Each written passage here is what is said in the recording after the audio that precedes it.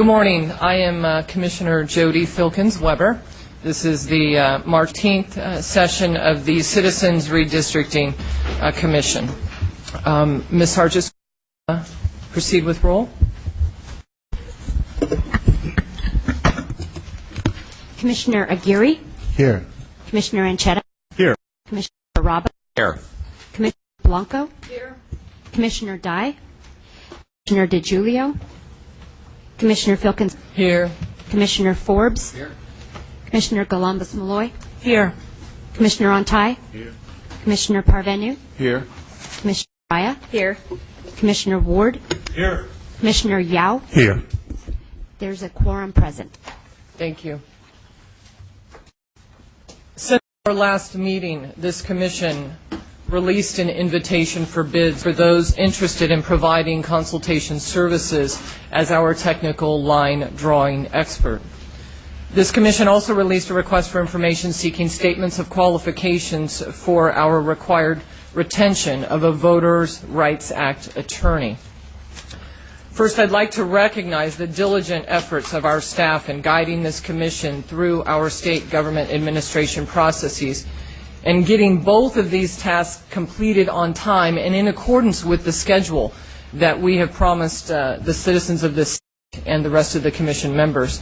And I certainly appreciate Mr. Claypool's administration in that regard so that we could actually consider this vote during this session of the Citizens Redistricting Commission.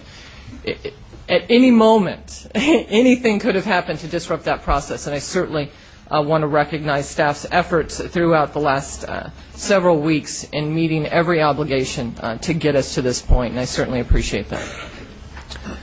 The decisions this commission will make in this session I see as being the two more final foundational steps, aside from necessary funding, for this commission to actually move forward with our primary duty to redraw the district lines for the state of California. Let me assure everyone that each commissioner has received all of the public comments that have been submitted to date regarding the decisions that we will make in this session. The decisions that we make will be difficult. We had a limited number of responses to our request for each bid for the technical consultant as well as our voting rights attorney. And each of those respondents have been criticized. Each of those respondents have received comments in favor and in opposition. But I will remind you, each of us recognizes the fact that we are a citizens commission. The decisions that we make as a commission, I trust, will be made without partisan consideration. In addition to the necessity of impartiality, most of the commissioners were asked in our initial interviews whether we had the ability to compromise. And I believe this session will be evidence of our ability to compromise. Compromise does not mean sacrifice. It means considering all of the values that we bring to the commission and also recognizing what this commission has identified as the necessary components for each of our consultants to bring to this commission for the sole benefit of the citizens of the state of California. Thus far in our infancy, we have made several decisions that I believe have been in the best interest of the citizens of the state. And we will continue to do so with each decision that we make and as we move forward. Because what our primary goal is to get to you and to get to hear from you, to reach and actually perform the services that we are here to do, which is to redraw the lines for the citizens of the state of California. You've also had an opportunity to review our full agenda. I will go through it briefly. It is posted online and has been posted for the required notice period. The public will be provided an opportunity to comment on items of the agenda as soon as I am finished. We will then take our executive director's report and then proceed with our advisory committee reports. Pursuant to my request, the advisory committees have been provided with a set of procedures to facilitate the efficient reporting back to the full commission, and I trust that those have been reviewed and will be reporting back appropriately.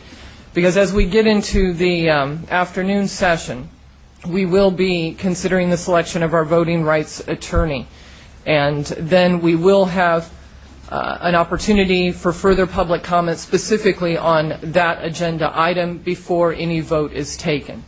And then it is anticipated that we will discuss the schedule and methodology for the technical expert, which we will be addressing tomorrow, again, pursuant to the agenda, and then we will be having closing opportunity for public to make remarks on our agenda.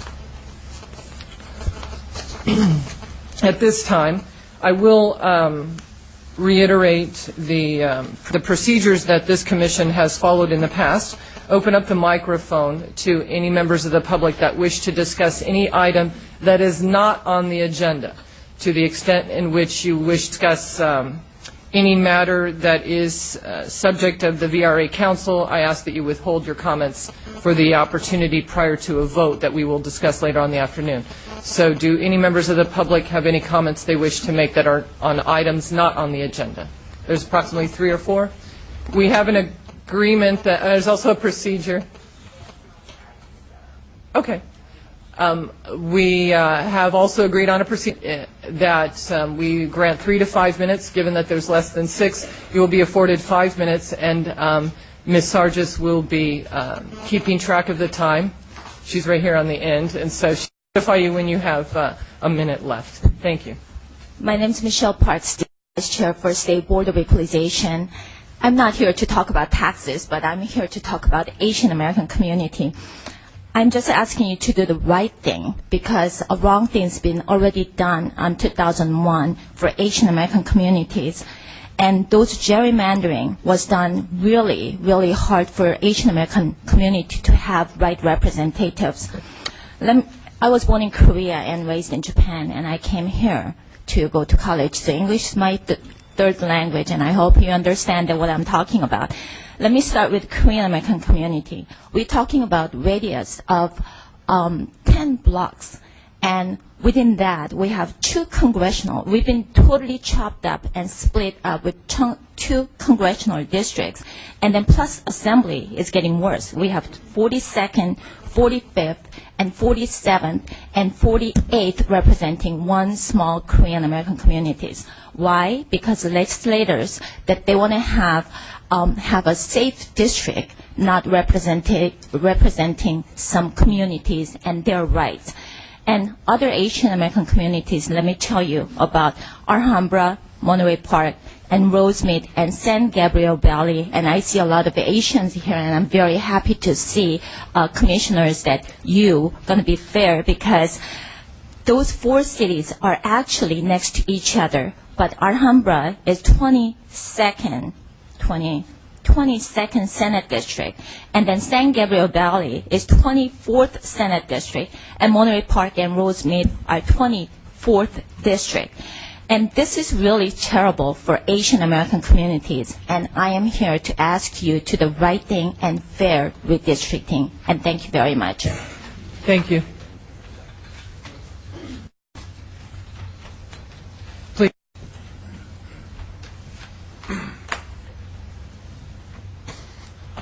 Chairman, Commissioners, my name is, I want to thank you all for your service as Commissioners. There may be Asian Americans here. I was born and raised in Sweden. I don't know if there are any Swedish Americans on the panel, but go Sweden. I'm an immigrant to the United States, and I'm the chairman of the Republican Party of San Diego County. I'm here for one reason, and that is to correct the record. In the February 25th meeting of the Citizens Redistricting Commission, the transcript says that, quote, Republicans in San Diego, where she, referring to Karen McDonald, performed that activity, she was extremely impartial. It seems there was some confusion. San Diego County Democrat Chairman Jess Durfee wrote to you. Jess Durfee knows redistricting, and he's the chairman of the California Democratic Party's redistricting subcommittee. Jess Durfee endorsed her work, not myself. The Democratic chairman endorsed her, not the Republican chairman. And to make the record crystal clear, her work will hurt Republicans. The 5th City Council District was packed with Republicans in San Diego, making other council seats less competitive. And I have a letter from former Councilman Byron Ware, now retired, explaining how that transpired and the effects of that. And he ends his letter by saying, by all accounts, Ms. McDonald is competent, pleasant, and knows what she's doing. As you know, San Diego County Democrat Chairman Jess Durfee has written to you in support of her drawing your lines. He should. He's seen her work. Because of her work in San Diego, I can't and I don't find her work impartial. She's as much impartial as I'm an astronaut. And however, I can definitely see why Jess Durfee supports her. And I want to leave these for the record. I thank you for allowing me the opportunity to record the record and wish you good luck in your decisions ahead. Thank you.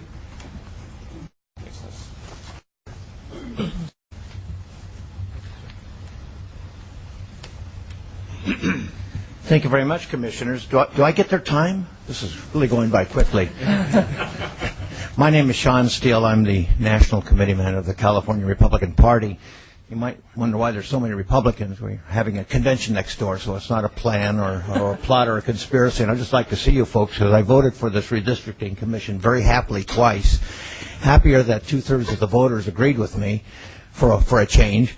And you know, I'm a bit of a maverick in my party. I like competition a lot. I like challenges. I like politicians losing. I like them waking up in the morning on August 16th and looking at the redistricting maps and realize that they don't even live in their own districts anymore. I'm excited about that prospect, and that includes Democrats and Republicans, because too many politicians take these jobs for granted. And they think they have some kind of a birthright. They think that they own it. They think that they're better than most people, and that includes my party. So you can tell I'm not real popular with many of the politicians in my party.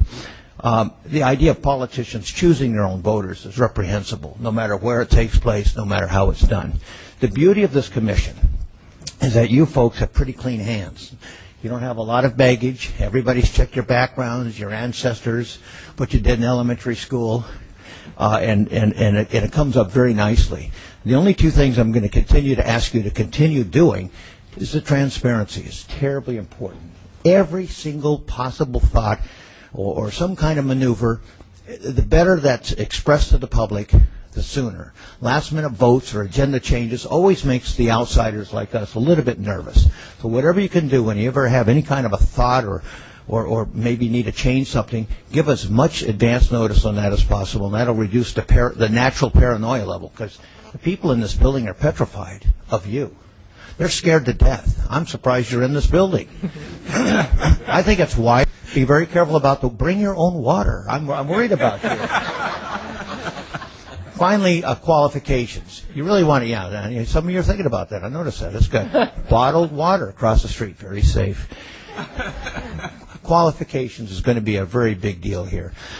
Ultimately, I wish there was some human being on planet Earth that had no axe to grind. But we're just hardwired to be tribal, we have our little personal biases and prejudices, and we just have to kind of see what they are, look at the qualifications of the individual players you're about to hire. From what I can tell from my outside perch, you've made some pretty good decisions already. I'd like you to continue that, but really look hard at the qualifications, the experience of the people that are going to be doing this job. And they work for you.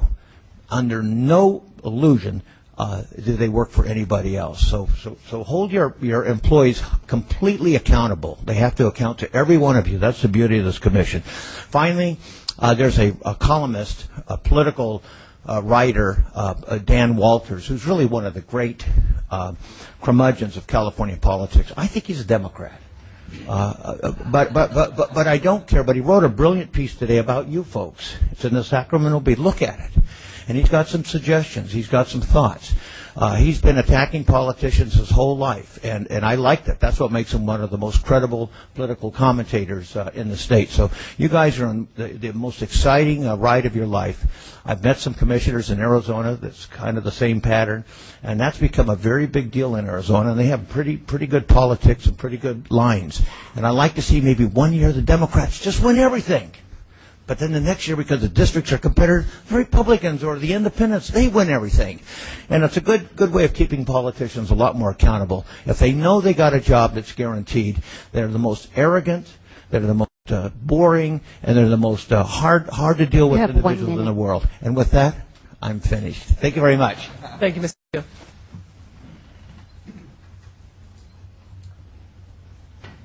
Good morning. Good morning. The parade of sorts. My name is Tom Del Beccaro. I'm from the Contra Costa area, and I'm vice chairman of the California Republican Party, running unopposed this weekend to be chairman. I want to take a little different angle.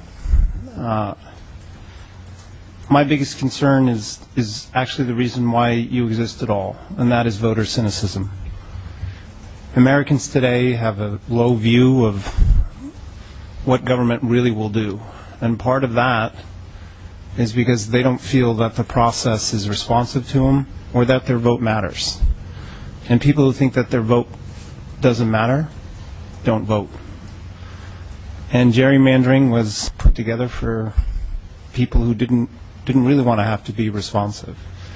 So I wasn't going to preach to you today or beg you in any particular way other than to help all of us get to a point where people trust again in the process. And fair district lines is one way to get people to trust in the process. And then the people you choose to do that for you. I mean, the great part about this is, as Sean mentioned, you're part of the real world, not part of the political world. And you're going to be asked to choose people who draw the lines. And are you going to pick someone for who the rules were sort of changed a little bit so they could qualify, and that looks a little suspect, or someone who fully is qualified?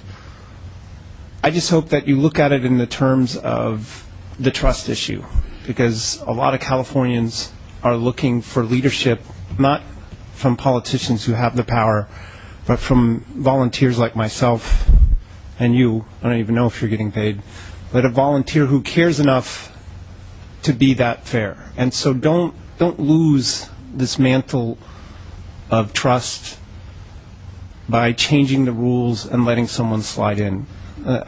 I would advocate that you go with the most qualified so the process looks the most justified, and we can begin restoring trust in our system, because at the end of the day, if people don't believe in our vote, our system falls away. Cynicism and democracy are sworn enemies, and we need to restore faith in this process. So I want to thank you for what you're doing. I'm sorry people look so far into your background. Congratulations on it, and it's going to be exciting next year if we get those fair lines. Thank you very much. Thank you.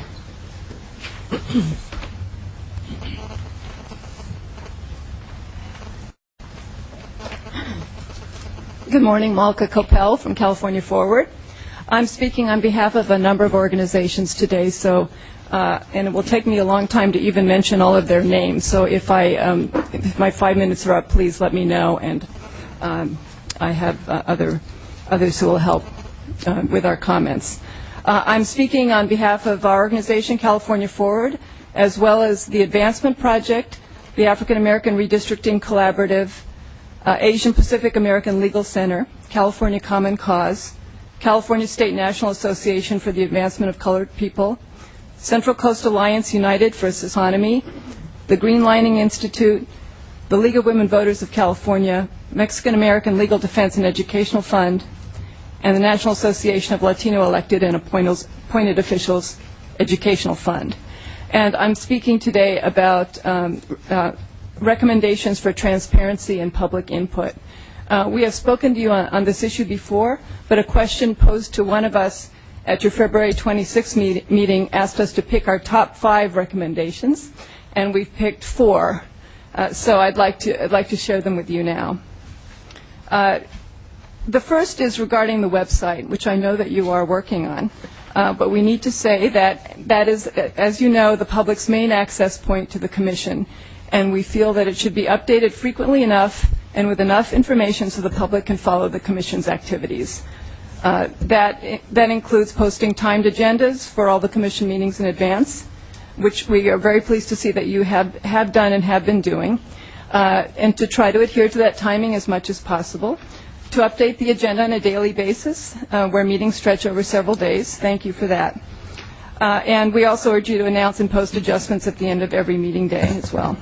And for all handouts, PowerPoint presentations, and other materials, to be submitted before the meeting begins or as soon thereafter as possible. We recognize this is a challenge, as I said, I know that you're working on it, but we did want to make that point.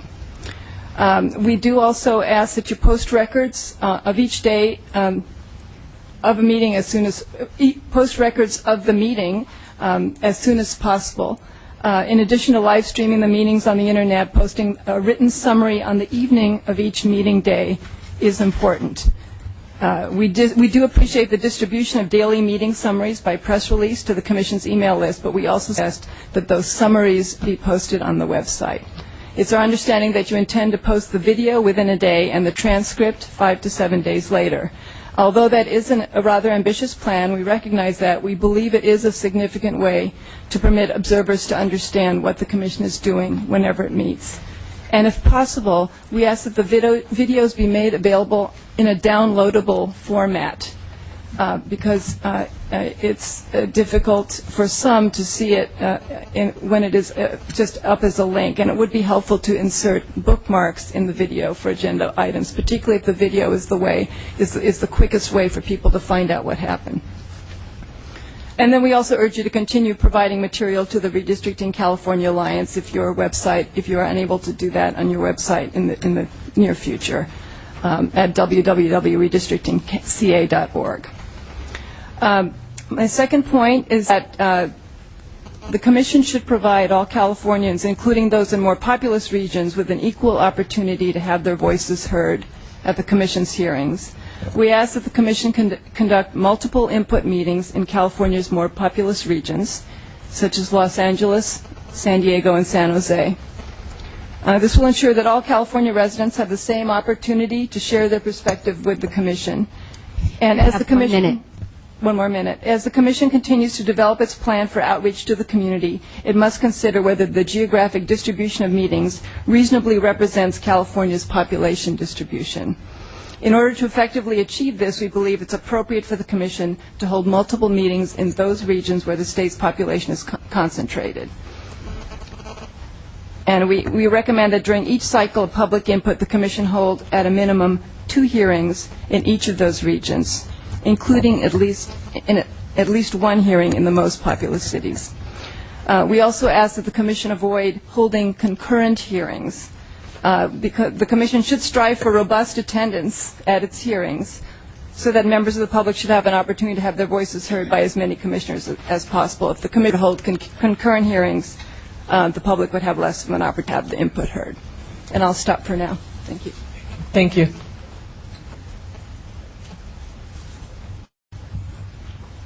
Good morning, members of the Commission, and thank you for this opportunity to speak to you. I'm Trudy Schaefer, representing the League of Women Voters of California, and as Ms. Coppell said, we were one of the organizations that submitted the letter. So I will continue with points 3 and 4.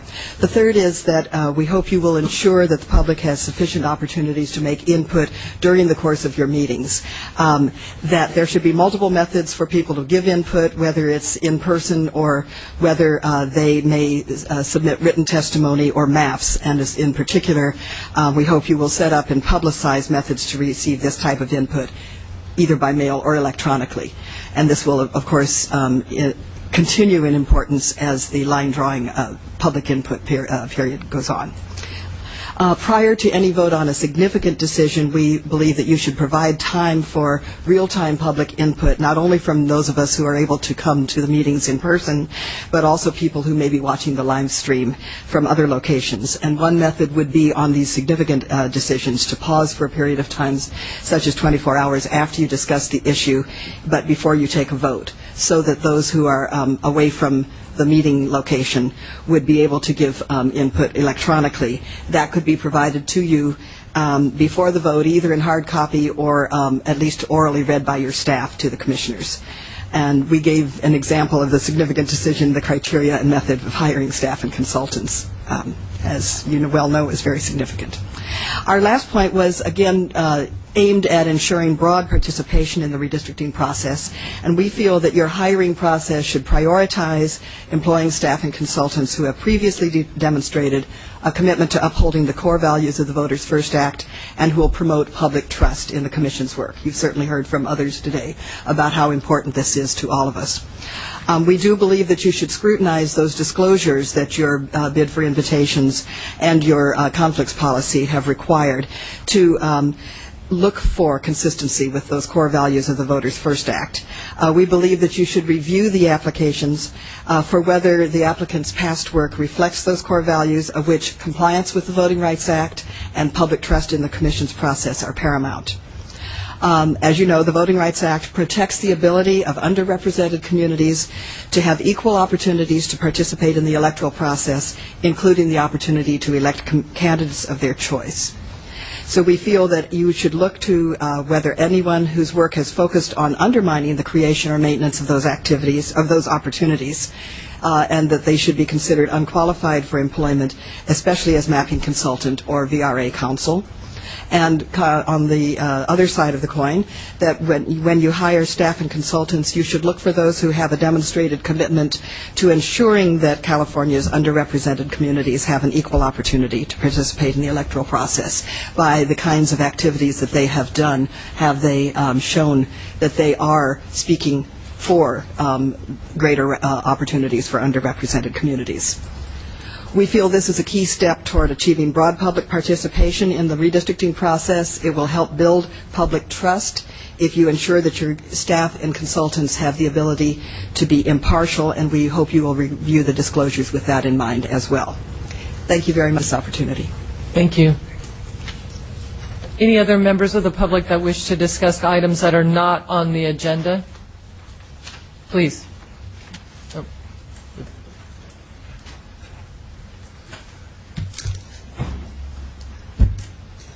Good afternoon. I would thank you all for your coming here and for service. My name is Charles Munger. I'm the proponent of Proposition 20. I was the largest supporter of Proposition 11 and the most fierce opponent of Proposition 27. And let me say, members of this commission, am I glad to see you. I'm here, again, just to pay my respects. I don't have any advice to you about how to conduct your business. I will simply wish to say that there are probably, in the long run, there are probably a dozen, if they're not a score, of more or less fair maps for the state of California. And if you can find any one of them, you will have accomplished more for democracy in California, indeed for the nation, than any California legislature in the last 50 years. This is the test.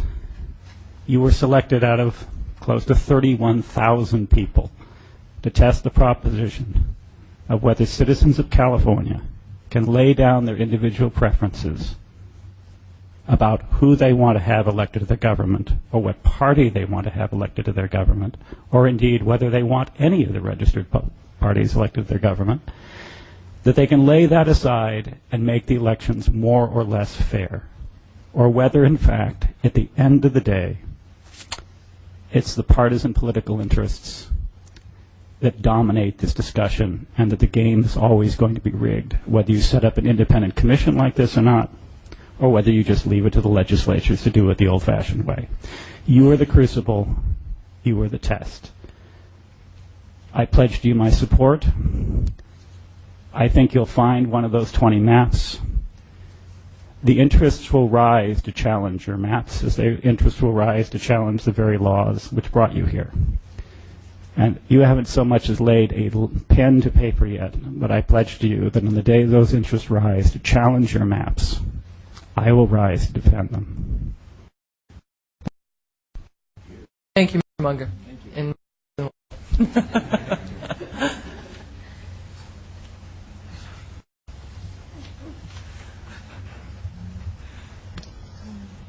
Hello, my name is David Salivary. I'm from Berkeley, California. I spoke yesterday at the legal committee, and I have a 2-page letter to submit re Bruce Adelson, which I will comment on later during the legal proceedings.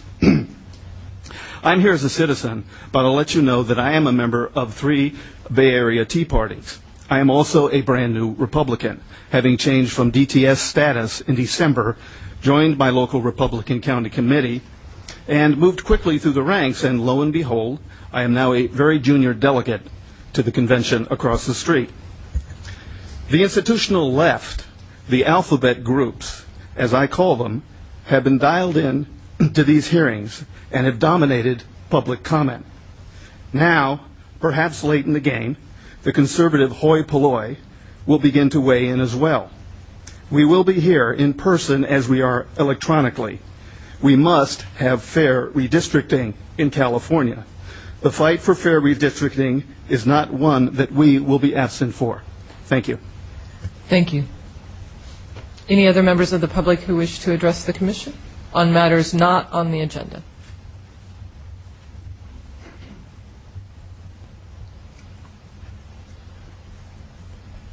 Hi, my name is Marilyn Singleton, and I am just a random person. And I really am so glad that this commission exists, and I just became so tired of hearing people complain about the representative, say what bozos there are, and then they win by 93% the next time.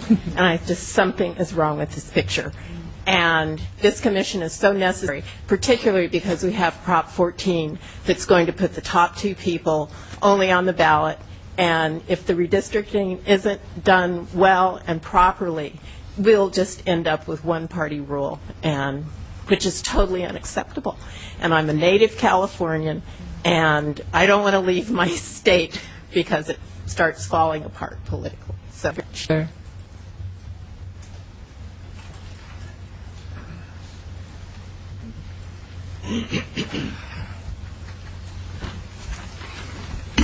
I'm nervous.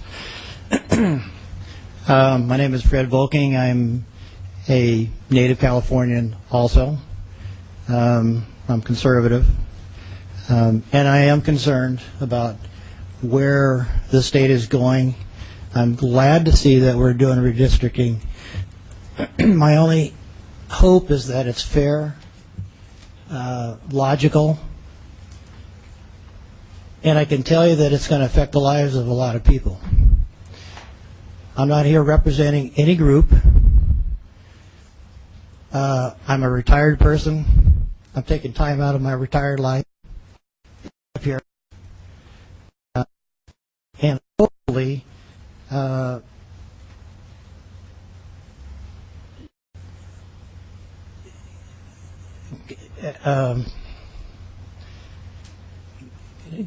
hopefully I'll have such to that you can look at everything logically and geographically, and not look at this as what groups we can put together, what groups we can satisfy.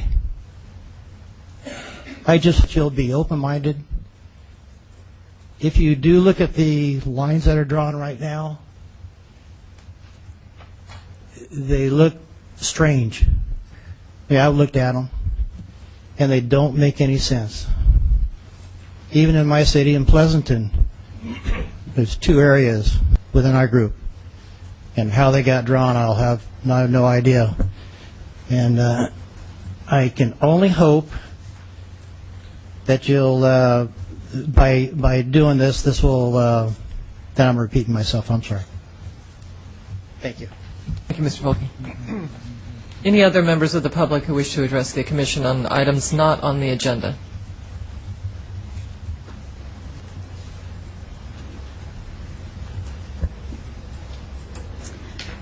Good morning. Good morning. My name is Raquel Vargas, and I want to thank you all for this huge project ahead of you, and thank you for your service and your time. First of all, I just want to mention that Prop 11 mandates fair and impartial redistricting. This can be accomplished only by public confidence that expert line drawing and legal staff are fair and impartial. At a minimum, there should be partisan balance Persons who are ideological liberals or conservatives with partisan leaning should be factored into this balancing approach. Regarding line drawing experts and consultants, in addition to balanced expertise, I wonder why the Commission bid standards for redistricting experience changed after issuance and at the last minute to reduce the prior experience standards. Regarding legal and voting rights acts, I think that this is equally important that expert counsel is partisan and balanced. It's of equal importance. The Commission as well needs to improve the transparency and accessibility of its proceedings. Open-ended schedules don't adequately apprise the public of when important decisions will be decided, and it does impede public input and comment. For example, documents discussed at a meeting of a subcommittee or on the Commission as a body need to be publicly posted before the meetings to allow meaningful public participation. And with that, the website should also be adequately updated as well. I want to thank you so much for your time, and I'm really looking forward to a wonderful Citizens Redistricting Committee and output from you all. And you've got a big job ahead of you. Thank you. So, good luck. Anyone else wish to address the Commission? We're doing fine on time. So. Okay, great. Then I will go ahead and close this portion of the public comments on regarding matters that are not on the agenda and proceed with the next item that we have on our scheduled agenda, which is the Executive Director's Report. Mr. Claypool. Thank you. Good morning, Commissioners. Good morning to the public. Since our last session at the Capitol, I'd like to just tell you what your staff has been working on, which has been quite a bit. To start with, we sent out our augmentation letter to the Department of Finance requesting the release of the $1 million held in for the Commission in this year's budget. Our DOF representative requested a revision of the letter to include more references to the legal authority which the Commission by which the Commission operates. The revised letter was provided to the Department of Finance and our Chair, Vice Chair, and members of the Finance and Administration Advisory Committee. And from there, our Department of Finance representative called last Friday afternoon and stated that the staff there were reviewing the document, and it appears that we're close for submission to the Governor's office. The only remaining items for review would be some of the cost figures in the document, which we're working on, that relate to payments to the Secretary of State's office. Kurt Miller and our Chief Counsel and I met with legislative members from all 4 legislative caucuses to discuss the statewide database and the coordination of our efforts to provide redistricting software and access to the database as required by the Constitution. We were told that the Commission would receive an update to the statewide database during the session starting March 24th, and we also received their pledge of continuing support from both houses for our meetings and our efforts. Raul Villanueva, our business manager, and I met with Jim Butler, the Chief Procurement Officer at DGS, to discuss our contracting process with DGS staff. Prior to that, we'd been having some difficulties. The difficulties were primarily in process, and I think as everyone on this commission is, as you get your crash course in state government, the process can be cumbersome. But the meeting with Mr. Butler and staff was very productive. They provided us with a variety of ways that we can increase the efficiency of our processes and how they could help us do that. And as of today, we're completing our contracts fairly quickly by state standards. Our only hitch appears to be for advertisements for staff. We will continue to try to have an advertisement for our 2 new positions, or actually our 1 new position for AGPA, and we'll be hopefully adding one with your concurrence. And so what we've done is we've gone through our email blast to our 1,300 individuals, or actually entities and individuals around the state, to make sure that everyone's aware that we're advertising for these positions, and we're continuing to try to work with DGS to get that posted up through the standard state process. The staff overseeing the IFB process for the public, the invitation for bid for our technical consultant for the line drawer, made 2 revisions to that IFB during our review and post period. We received questions from bidders and have responded to them, and those are posted on our website along with the invitation for bid and the 2 amendments. The first amendment, which we made on March 9th, was a revision to the customer service references, where we reduced the project comparisons for population from within 15% of metropolitan statistical areas, or the MSAs, to populations within 15% of cities, as we listed in our reference section. We made this reduction on behalf of the Commission to cast a wider net to bring in as wide and diverse a pool of talent as possible by reducing the very high population requirements that the original specifications required. We made our second amendment on March 11th, and when we revised the evaluation process to provide for specific information regarding the procedure that the Commission would follow in publicizing the bids, opening the bids, and reviewing the bidder qualifications. Refinement by amendments are very common in IFB processes in the state. Neither of our amendments were commented upon nor disputed by bidders in the process, and neither required a change in our schedule for selecting our technical consultant. So as of today, we're right on schedule. Rob Wilcox and Janice Sargis of our staff completed the tentative scheduling for the Commission's input hearing. The plan was presented to the technical and outreach advisory committees for their review yesterday, and is being revised for presentation to this Commission this afternoon, or actually I think later on this morning. This plan, some of the dates in the plan will be tentative. We actually have 2 dates until we receive further input from our technical consultant and our VRA attorney for a selected number of meetings in areas where the greatest community concerns are involved. The members of one or both of these committees will provide their recommendations to the full Commission.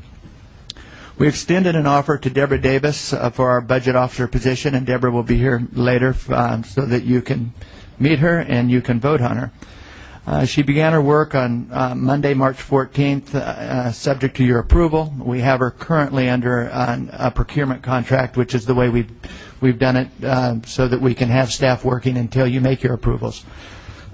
During Deborah's 31 years with the state, she spent over 20 as a high-level fiscal and administrative manager with the Department of Insurance, Department of State, Department of Justice, and the Department of Finance. She's extraordinarily capable for the position we're asking her to fulfill for you, and she'll be hired as a retired annuitant.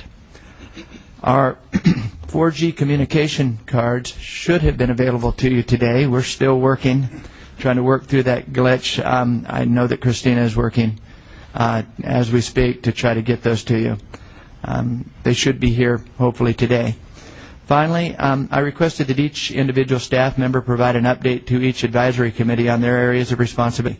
This allowed the commissioners to familiarize themselves with the staff and to receive the information regarding specific projects directly from the staff entity completing the task. And it works so well that I intend to continue this practice whenever we're in Sacramento. It was just good to give them an opportunity to meet you and for you to meet them, and they're far more knowledgeable about the things that I was guessing at what they were doing when I was talking to you. Rob Wilcox, our Director of Communications, also reported on the following activities. Rob has been working with our website designer and webmaster and staff to update our current website and to create a new one that is more responsive to our current site. I think we've heard from the public about our website, and we're going to correct that. He has been working with the Redistricting in California to create a toolkit that was originally part of a bid for the Center for Collaborative Policy. And we have that design. It was presented to the technical committees, and it's going very well. He also is working on a March 31st event in the Bay Area, and that will also be presented by the technical committees. He's also been working with Commissioner Ward and the Chapman Film School on a script for a proposed video that had been discussed with the commissioners. He's working with our outreach partners on maximizing opportunities for the commissioners, for the commission to use their resources for outreach. And he's been setting meetings with the commissioners and editorial boards around the state and is continuing to set up interviews regarding the release of the U.S. Census data. Kirk Miller, our chief counsel, reported that that the VRA, our responses to the VRA advertisement went very well, as you've seen. We had 9 law firms, and so far our legal committee has reduced that number to 2, and we'll be hearing from the our legal subcommittee on that later today. Our technical consultant agreement, as I said, went well. We, in the future, for the future commission, and for those of you who might serve on that future commission, we need to start sooner so that we can have a longer time to send out a competitive bid. But we were pleased with the two consultants that did submit their bids, and that will be presented tomorrow. And finally, we will be giving a commission evaluation kind of primer this afternoon to you in preparation for that, and Kirk was instrumental in putting that together. So that's what we've been doing in 3 weeks. Thank you. Thank you very much, Mr. Claypool. Do any commissioners have any questions of our executive director on anything that he's presented? Wow. We're moving along quickly. At this point, the next item on the agenda is our advisory committee reports. For the members of the public, I would just like to remind them that whenever a matter was discussed in a committee and is now being reported back to the full commission for a vote in particular, if there has never been any substantial change among the recommendations that were discussed at the committee level to the full commission, then no further public comment will be taken.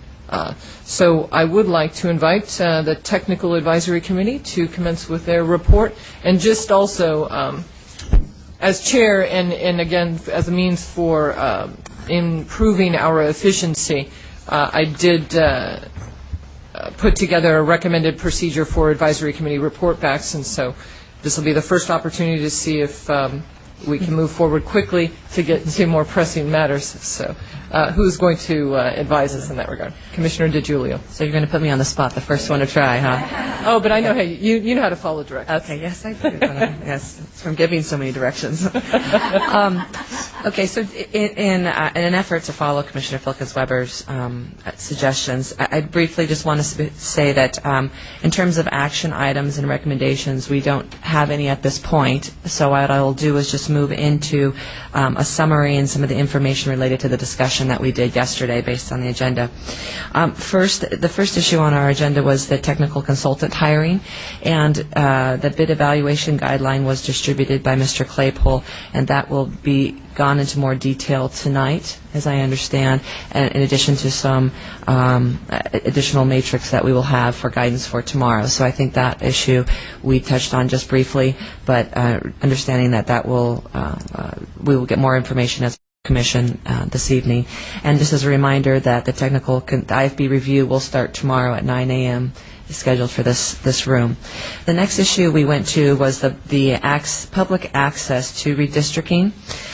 This was an item, originally, if you recall, this was an item in the budget that was put down to allow us as a commission, if you recall the discussion as to whether the legislature would take this on themselves or whether we as a commission would be responsible for ensuring that there was access by the public for redistricting.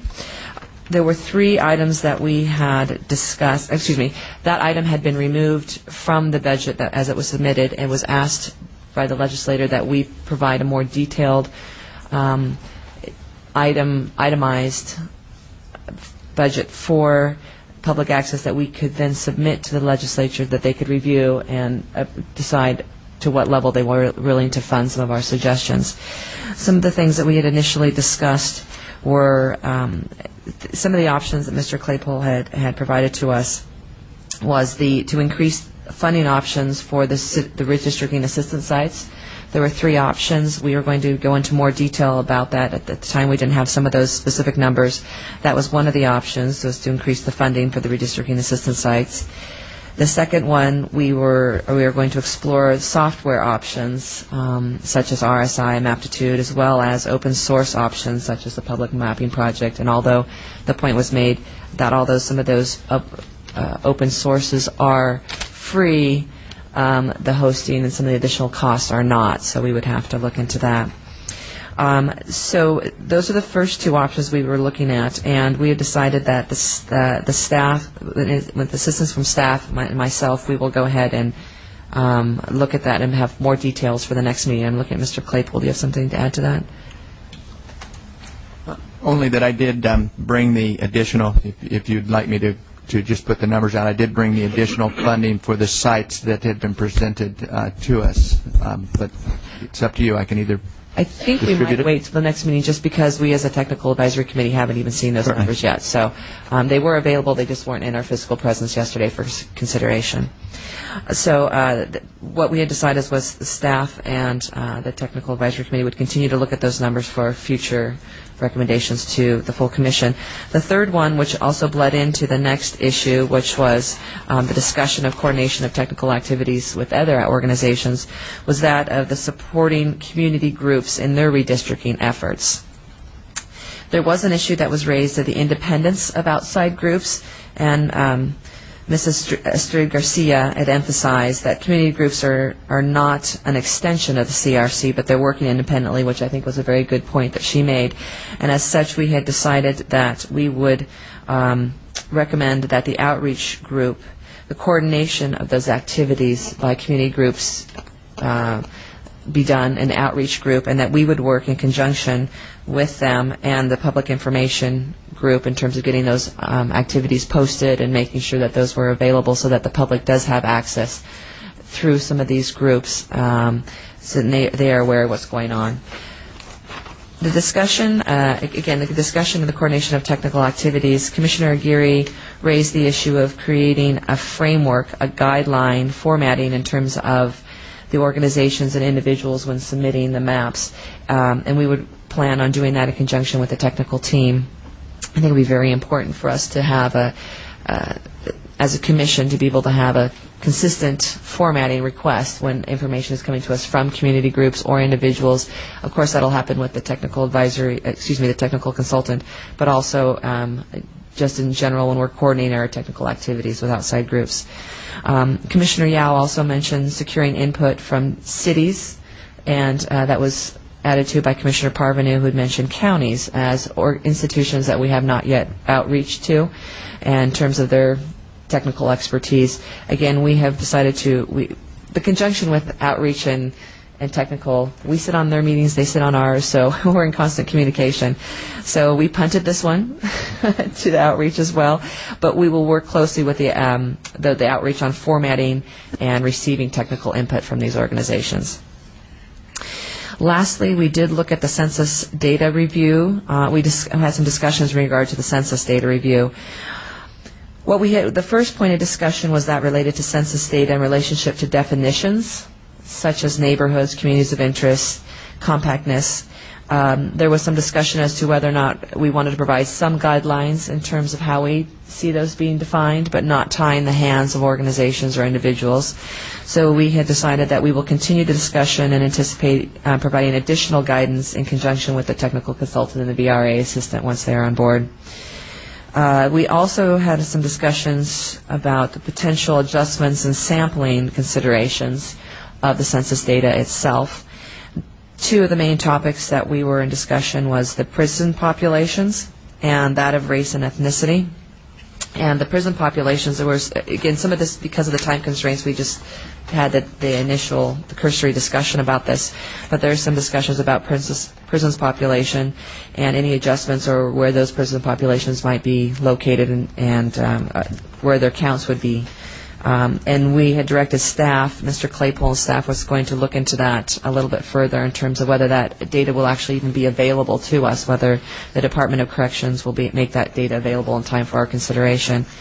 The second issue of issues around race and ethnicity and the definitions of majority populations, Commissioner Anchetta had agreed to go ahead and get additional information for our discussion. We had talked on a very introductory level and anticipate that will be an issue for the Technical Advisory Committee to take on in future discussions. So other than that, that was pretty much a summary of what we had done. Again, we did not have any action items or recommendations at this point to bring to the full commission, just in anticipation of discussion later this afternoon from Mr. Claypool and staff about the review of the IFB and the IFB process. And again, a reminder that we will be going through that tomorrow starting at 9 a.m. Thank you, Commissioner DiGiulio. Do any of the other commission members have any questions of the Technical Advisory Committee or any other recommendations for consideration upon their next meeting? I just have a question, on the whole issue of what our role is in providing public access, separate and apart from the regional centers that have been set up. Do we have a sense, are we looking at how great the need is and where the need is the greatest and all those kinds of considerations? I don't think we hadn't gotten into that specifically during our meeting. I think one of the issues was based on the proposition that we are there is a requirement that that be done, and we as a commission had decided that we would choose to take on that responsibility. So at this point, I think we're just looking at some of the options. Part of this, I think, will be we will have a better sense of that as well once we get our technical consultant on and can look into that a little bit more. But I'm not sure if Mr. Claypool has any response to that. We understood from the passage in the Constitution, from the propositions, that this is predominantly, we have an outreach role as a commission, but this particular public access to redistricting software and to the database is a role that was given to the legislature, and they were required to coordinate with us. We had early discussions because the legislature is very interested in fulfilling their role and ensuring that this occurs. But initially, they wanted to make sure that as part of that coordination role with us, that if the commission had ideas for how they wanted to fulfill this, that they would work with us to make sure that those ideas were funded. When the Department of Finance asked us to remove that from our budget, then we shifted back over to working with them and trying to find some other vehicle, if you will, for financing that, possibly a memorandum of understanding with them where they would provide the financing and then we would provide the ideas, or we would provide them with the ideas and they could do it themselves. In a recent discussion, the legislature has ideas of their own, and they're interested in getting this moving as quickly as possible because clearly they want something in place to fulfill their requirement by the time that the census data is released and in a format that can be used by California citizens. So I think now we're in that, as we're over the hump with our contracts and everything else and putting people into place so that we can do the commission's work, now we shift to a new imperative, and that is to get the commission's ideas for what they think should be our role, and quite honestly, how we can work with the legislature to ensure that we do as much as possible. The ideas that Commissioner DiGiulio set forth are preliminary ideas, and certainly during this week coming up before our next meeting, it's going to be incumbent upon us to flesh that out to the degree possible. So we need public comment, public ideas, and we're getting those. We need commissioner ideas. Any ideas that we can get, we can put into that, give to the technical committee, and then we can move them forward. Thank you, Commissioner Baraba.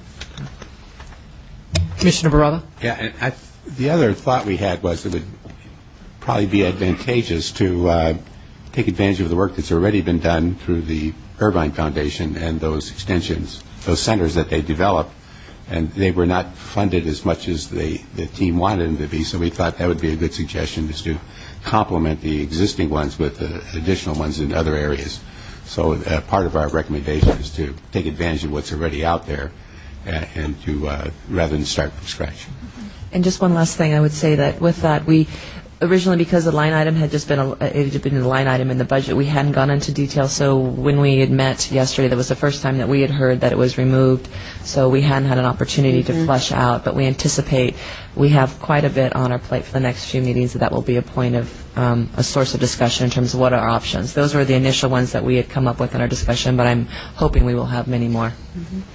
Commissioner Blanco. I wanted to see if our chief counsel could give us some advice. I've received an email from a foundation in the last 2 days saying that there's a group of funders interested in assisting the commission. And in fact, this morning I ran into the person from Irvine at our breakfast place. And, you know, we were talking about it a little bit yesterday about whether there are legal problems with receiving money from outsiders.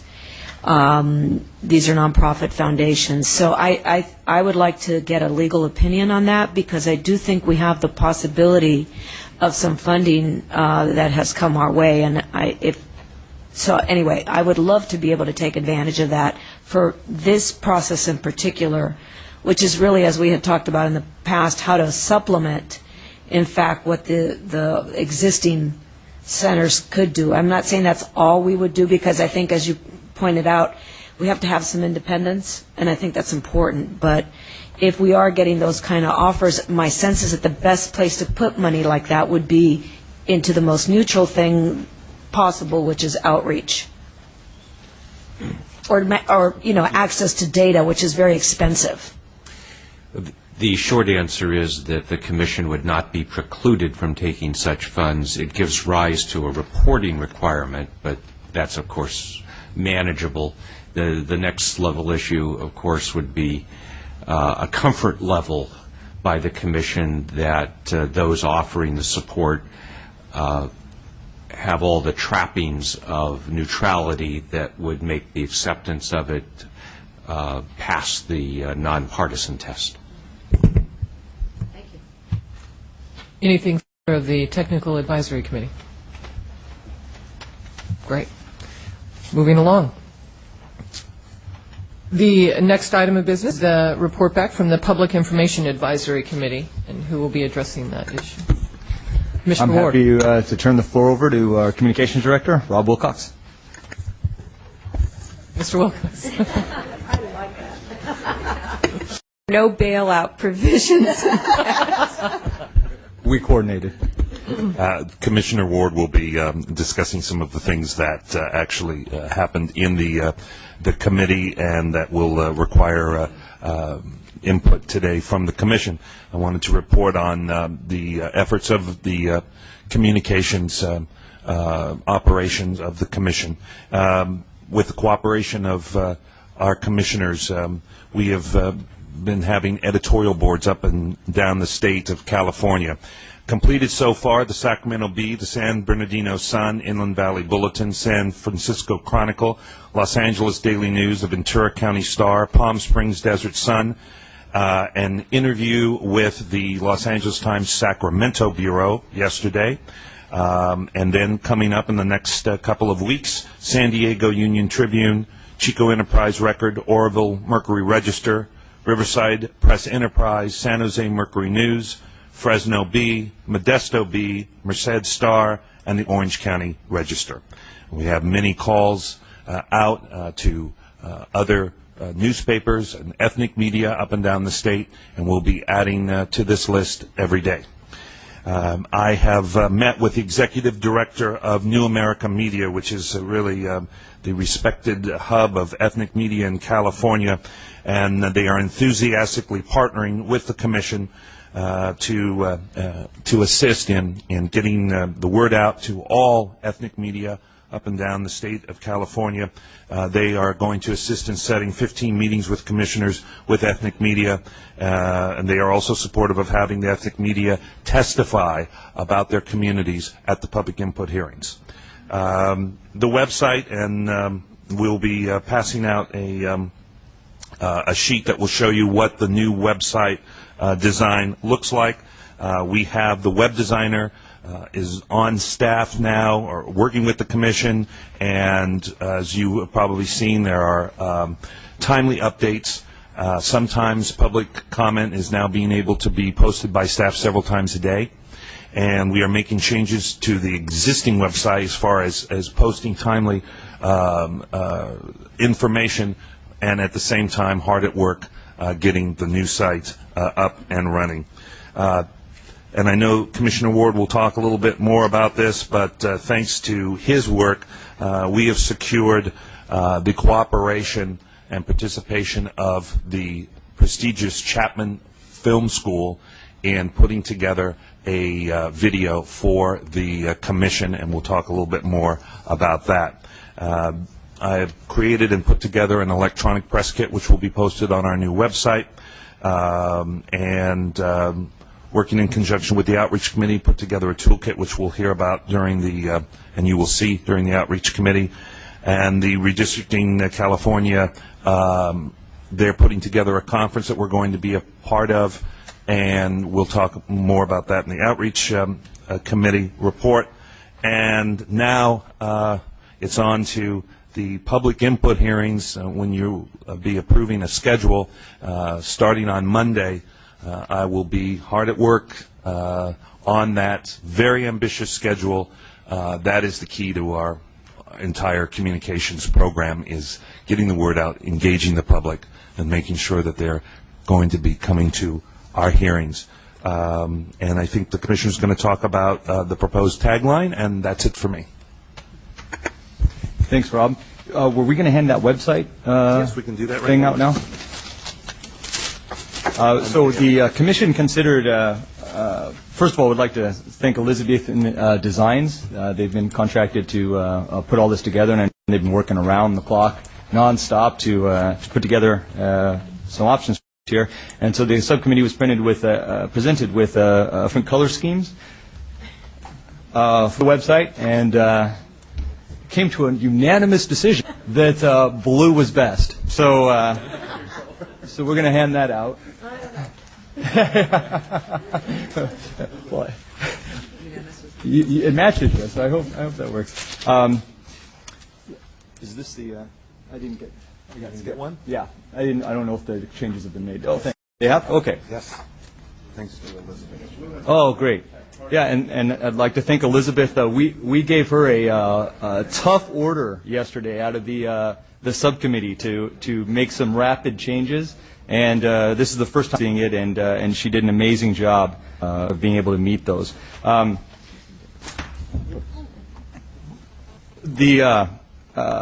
This would be the home page, or the initial screen that pops up, and where you see the picture cutaway in the bottom left corner. We anticipate that being our video once that's available.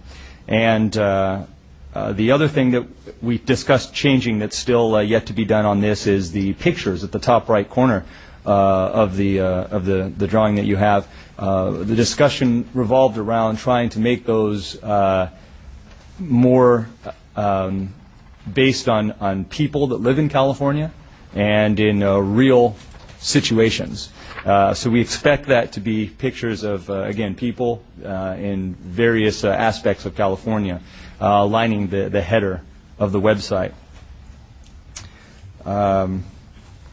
Is there any other commissioners that would like to discuss anything about the website from the subcommittee? Excellent. Okay. An action item that we had was coming to a decision on a tagline. That's kind of interwoven into this. Rob did a great job of compiling a long list of potential taglines, and the committee was able to relatively easily narrow it down to two. So I'd like to present those at this time. The first suggested tagline is democracy at work. The second one is putting fairness on the map. So we'd like to open up the floor and get a decision made on which of those two would be most appropriate, or ideally, if there's a different opinion on those, get those out and may have a decision made. Any comments? Any favorites? What was the second one? Okay. The two choices are democracy at work and putting fairness on the map. Commissioner Baraba. I prefer the second to get the conversation started. Commissioner. Even though I was in that committee yesterday, later in the day we came across another phrase, and I don't remember, maybe Mr. Wilcox remembers, it was voter approved. What was it? Voter approved CRC. Okay. Anyway, I just kind of liked that little voter approved on there, so in case anybody wants to pick up on it, but... So I want to make sure I have that right. Voter approved CRC? Well, it was voter approved commission. Citizens Redistricting Commission. Okay. So democracy at work, putting fairness on the map, and voter approved Citizens Redistricting Commission. Commissioner Dye. Yeah, I just wanted to provide a little context for how we came up with these taglines. At the previous Public Information Advisory Committee meeting, we had brainstormed basically concepts and ideas that we wanted to get across. And so concepts like, fairness and transparency, democracy, these are ideas that we wanted to get across. You also may wonder why we felt the need to change the existing tagline that was done by the Bureau of State Audits, and I think the feeling is it didn't quite capture what we were trying to do here, and so we wanted to refine it a little bit moving forward. So anyway, I would kind of urge you to just reflect a little bit on what we're trying to convey with this tagline, because it's supposed to encapsulate the whole commission. And I think it's worth noting, too, that the prior tagline was selected for us. And all three of the options just happened, out of the long list, happened to be options that were brought forward by members of this panel. So this is truly our tagline. The options, anyway, represent us taking ownership of this commission and putting forth our stamp. I just have a question. Can you tell me, what is a tagline and where would it go? Where would we see it on the website? Are we putting it on cards? I'm not a marketing whiz, so please educate me a little bit. Cynthia, tag, you're it. Yes. As I was saying, a tagline is intended to kind of encapsulate the essence of what we stand for. It's a shorthand way of referring to the commission and our work. It would be on the website. Ideally, it would be on the business cards, but as we've heard before, it takes 4 weeks. So can't promise that it's going to make it on the business cards, although we did have to hold that up because of an address change, which will come up under the Finance and Administration Committee. So there may be time, but I don't want to promise that. So we went with, Mr. Wilcox suggested going with a more neutral sentence, because we had not had a chance to discuss taglines yet for the back of the business card. But ideally, it would go on the business card, too. Okay. I'll defer. Go ahead, Commissioner DeGiulio. Well, since Commissioner Baraba threw something out, I'm going to throw it out as well, too. Both of them, I really like both of them. The first one, democracy at work, it gives an ode to the fact that we were voter approved, and we are working towards continuing that trend of democracy. Putting fairness on the map, to me, I like it because it talks about the mapping, which is what we're tasked to do. And not to be problematic, but is there any way we could say democracy at work, putting fairness on the map? Well, I was thinking the same thing. It gives, I like both of them, and it's, democracy at work, so that's just my suggestion. Anyone else before I chime in? I was thinking similarly. I liked voter approved CRC, or just voter approved, hyphen, putting fairness on the map, kind of putting the two together. That's why I was trying to think of where we're putting it, and as I like both of them, because it tells them who we are, and also supports your position on what we are, which is fairness. So I liked the two together. Commissioner Yao? I don't know whether you intend to have a broad discussion of topic, or you just want us to approve the two ideas that we propose. But my thought is to get the thought across and keep it simple. MAP certainly is our end product. fairness certainly is a concept that we want to put across. While I like the idea of a sentence encompassing all those words, but perhaps 4 letters, drawing a fair map, would encompass what we're tasked to do, how we're doing about it, and what the end product is. So I want to just throw that out for consideration. Is the advisory committee seeking a vote? Or is that your goal to move forward on certain items or tasks that you need to do? Thanks, Madam Chair. We actually are hoping to have a choice and a new tagline out of this. That's what we seek to accomplish. And I will, again,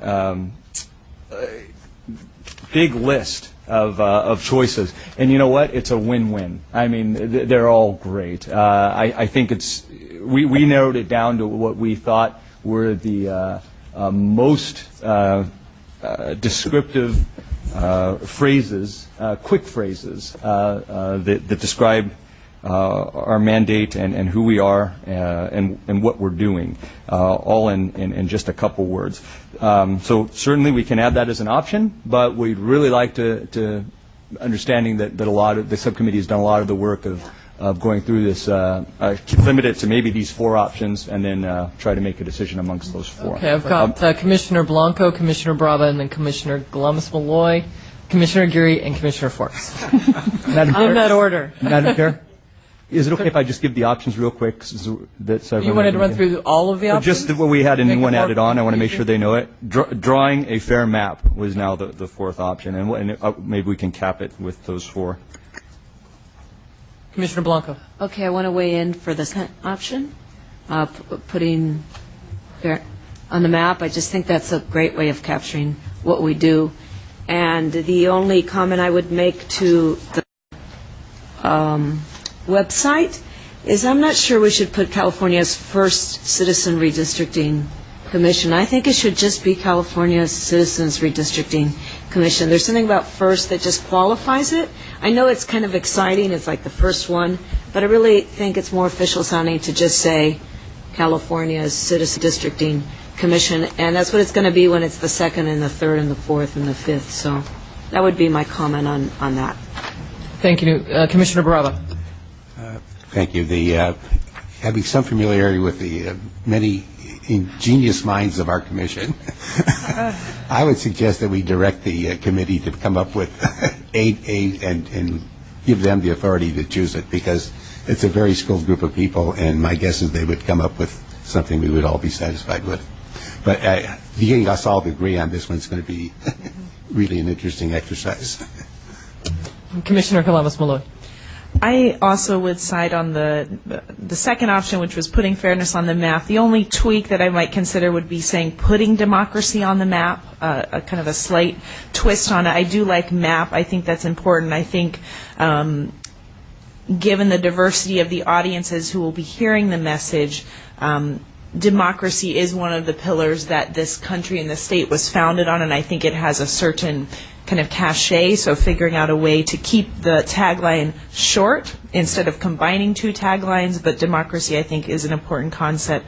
The only other thing I would add is in looking at the website, colors are associated with parties, and visually this is a beautiful layout. I do wonder if we want to use either blue or red as one of the most prominent colors in our website. So wanted to just note that for the record. Commissioner Geary. Yes. Go ahead. I was just curious what the blue. Does that signify something? I don't know.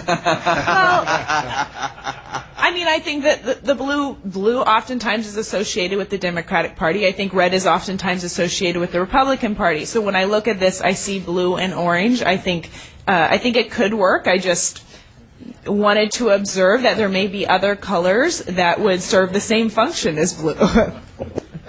Thank you. Commissioner Geary. Yes, I like Commissioner DiGiulio's suggestion because the 2 concepts are very strong. So I would suggest that the committee and the commission consider something like fairness in democracy, fairness and democracy, fairness through democracy. One of those, just to link those two concepts together. The other about the mapping function. It could be fairness in democracy by design. So, Madam Chair, may I ask a question? Commissioner Forbes next, and then maybe you can address everybody at one time. I, too, was working on Commissioner Giulio's concept to shorten it considerably, which I would just put through fair maps making democracy work, or fair maps to make democracy work. And the idea is that because mapping is what we're doing, I want to get the map idea in there. And then it gets democracy in there, too. And it shows the purpose of making the maps fair, which is to promote democracy. Commissioner Ward. Thank you. With the subcommittee's permission, perhaps what I'd like to recommend is that, being that we have a meeting next week, provide the commission tomorrow. I guess we could do it tomorrow. Yeah, provide the commission opportunity to provide input. Then tonight, let's say due by 8 o'clock. No, I guess we shouldn't do that. Oh yeah, we can do it at lunch. Let's do 8 p.m. tonight, if that's acceptable.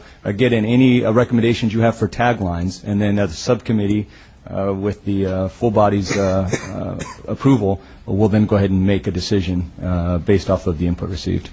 You're intending on making that decision next week? To tomorrow. Feel free, Commissioner Dye. Yeah, I mean, tomorrow we have time for committee meetings, correct? Is it noticed? Yes. Right? It's on the agenda. Do we have? No? No. I thought we saw. I remember seeing. I think it's for next week's on the 24th. Mm-hmm. Yeah. Next week we have put the advisory committee in general on the same day. So I just want to note that this means it will very likely not be on the business cards. So that's just a consideration. That's what my inquiry was, the priority of your determination, whether that is necessary today, and if you'd like let me ask Mr. Claypool or perhaps Mr. Wilcox, I don't know who has better knowledge of the DGS printing, business card printing process, given that we've already had to tweak it. If the chances are low anyway, even if we made it next week, then it probably doesn't matter. Well, as with all things, the sooner we release the printing office start printing, the faster you're going to get them. So if you delay a week, then it delays a week on the cards. So that's a decision you have to make. Commissioner Galamas-Malloy. I'd like to suggest that we use the same procedural decision that we did to handle the CCP contract in this case, and perhaps we can have a deadline tonight of 8 p.m. to get feedback in and designate Commissioner Ward to be the decision maker, taking into account all the feedback he's gotten from the advisory committee and from the full commission. I concur. We do need a motion probably for that. I have to make a motion to delegate responsibility for decision on the tagline to Commissioner Ward. Second. Any further discussion? Okay. Given that this is an issue that's slightly different than what came from the Commission, I will open the hearing to the members of the public who wish to comment on this particular motion to delegate to Mr. Ward. Then I'll have you read it.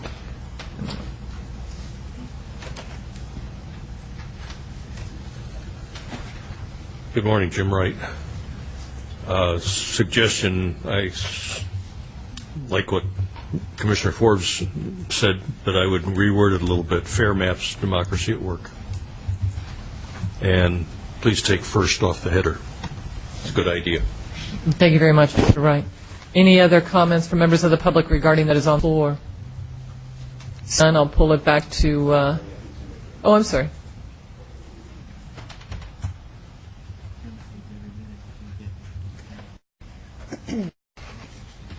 Just one slight difference. I always consider the United States a republic, not just a democratic society.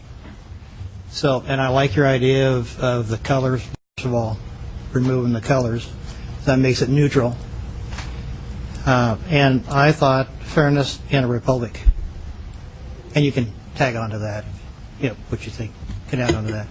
I'm sorry, could we ask the speaker to repeat that? I didn't quite hear it. Fairness in a republic. Oh, in a republic. Which is what the United States is, a republic. Great, thank you. Any other members of the public who wish to discuss the motion on the floor to delegate authority to Mr. Ward? Seeing none, then I will bring it back to the full commission. Any further discussion on the motion? Seeing none, I'd ask Ms. Sargis to read it back, please. The motion is to delegate responsibility for the decision on the tagline to Commissioner Ward. Any questions? Everybody concur that that's it?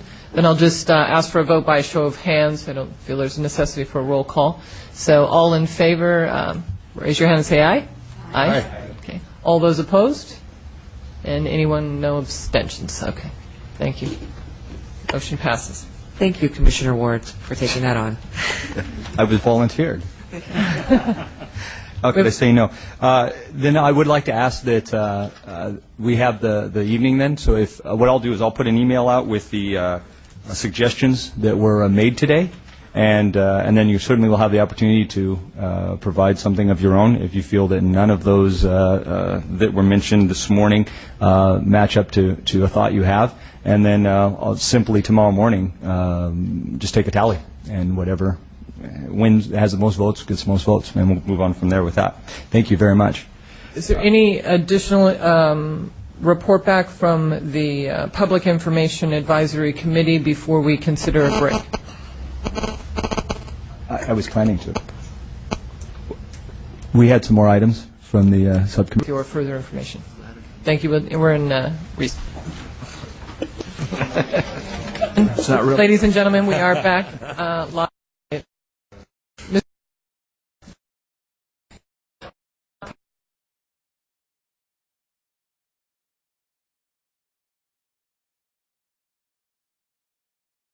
To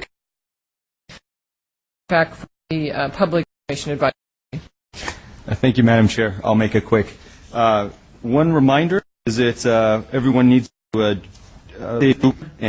arrangement for data on there. If you haven't done that yet, please take the time to go and update that. It's an archive and a database so that we know where we've been and what we've done. And so please make sure that you take the time to do that. Our stats in that record. And lastly, the video creation, as mentioned, I'd like to personally thank Chapman University, and in particular Eric Smith. He's a senior student there, and he's heading up project for them and us. And so we've been working this quick and fast because obviously with our meeting schedule and then production schedule on Chapman's side, we have a very limited window to be able to get this video produced at a time that's going to be effective for our outreach. And so that means we'll need to shoot the video next Thursday. So that's the intent. Mr. Wilcox did an amazing job of getting together a rough draft, and that was presented to Chapman on Tuesday, I believe, of this week. And so they're running through some edits and doing some storyboarding. They have a number of concepts. We hope to have those out to the commission at large on Sunday via email. You'll have 24 hours to review that, make changes, and there'll be some other decision making that goes along with that will be well outlined. And then you'll need to get that back by end of business Monday. Because obviously distance and equipment and things like that and changes to the scripts will have to be made so that it can be done Thursday. Presently, it was really important, we felt, for the commission at full, to be a part of that. They saw the greenlining video and were really impressed with it. And one of the things that they asked, one of the first questions was, why aren't you using that? Because it was so effective. But the answer to that is because it doesn't go far enough. What we're trying to accomplish is not just explaining why redistricting matters and why it's important and its impact, but particularly who we are, why what we're doing is different, the transparency and the empowerment that comes with the commission, and then how to get involved, how to reach us, and things like that. So that's kind of the message that we're trying to encapsulate with a very short, less than 5 minute, actually we're shooting for less than 4 minute video. So in order to do that and highlight the diversity of the panel that represents the diversity of California, we plan to include the commission at large, but we're going to ask to, on Monday, you to select some casting members, particularly probably we're going to part down to 5.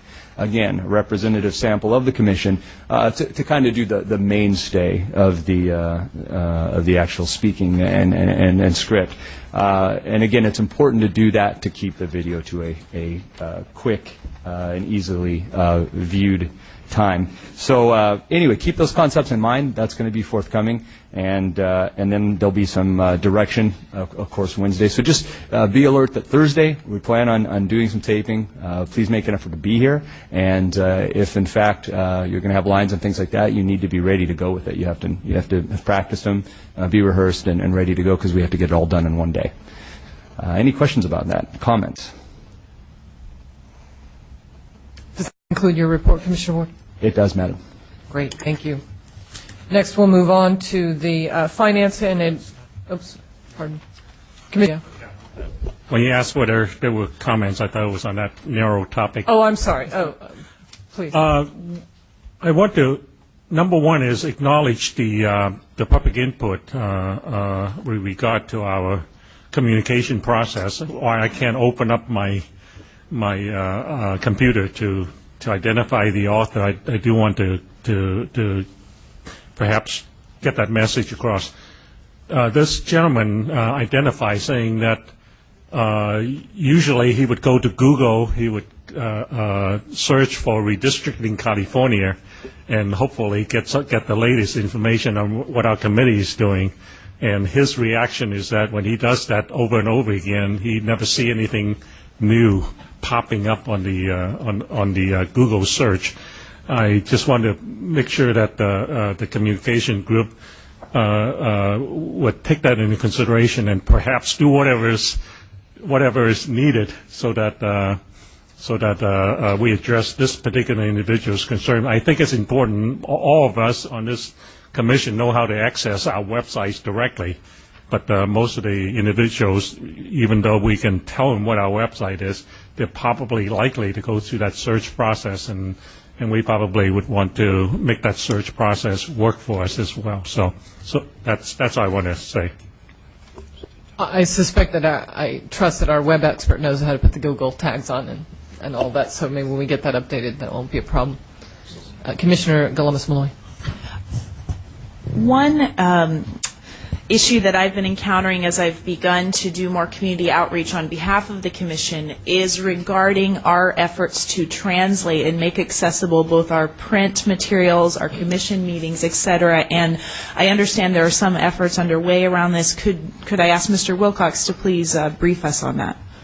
Yes, and I have been meeting with translation services, and we're proceeding with that now, specifically to get, and the outreach committee will talk about having the toolkit translated, and then we're looking at having the website translated into Spanish and have key materials in key languages. And right now it's just putting together what we think that will cost to move forward on that. So two specific things that I want to flag to ask if the committee is working on them or if I should bring them up for consideration now are at what point we will be actually translating the offer for translation that's on our current agendas, at what point we'll be translating that into key languages, and at what point we'll have that same information that's at the top of our website. I think there's a more robust effort that needs to happen around actually translating materials, but even just having that language that translation is possible, I think is something we could do in a very short turnaround time. Yes, and we are trying to do that, and that's a great first thing that can be done to do that. Okay. So we'll be hearing back about that at next week's meeting then, or? Yes, Okay, absolutely. great, thanks. Anything further?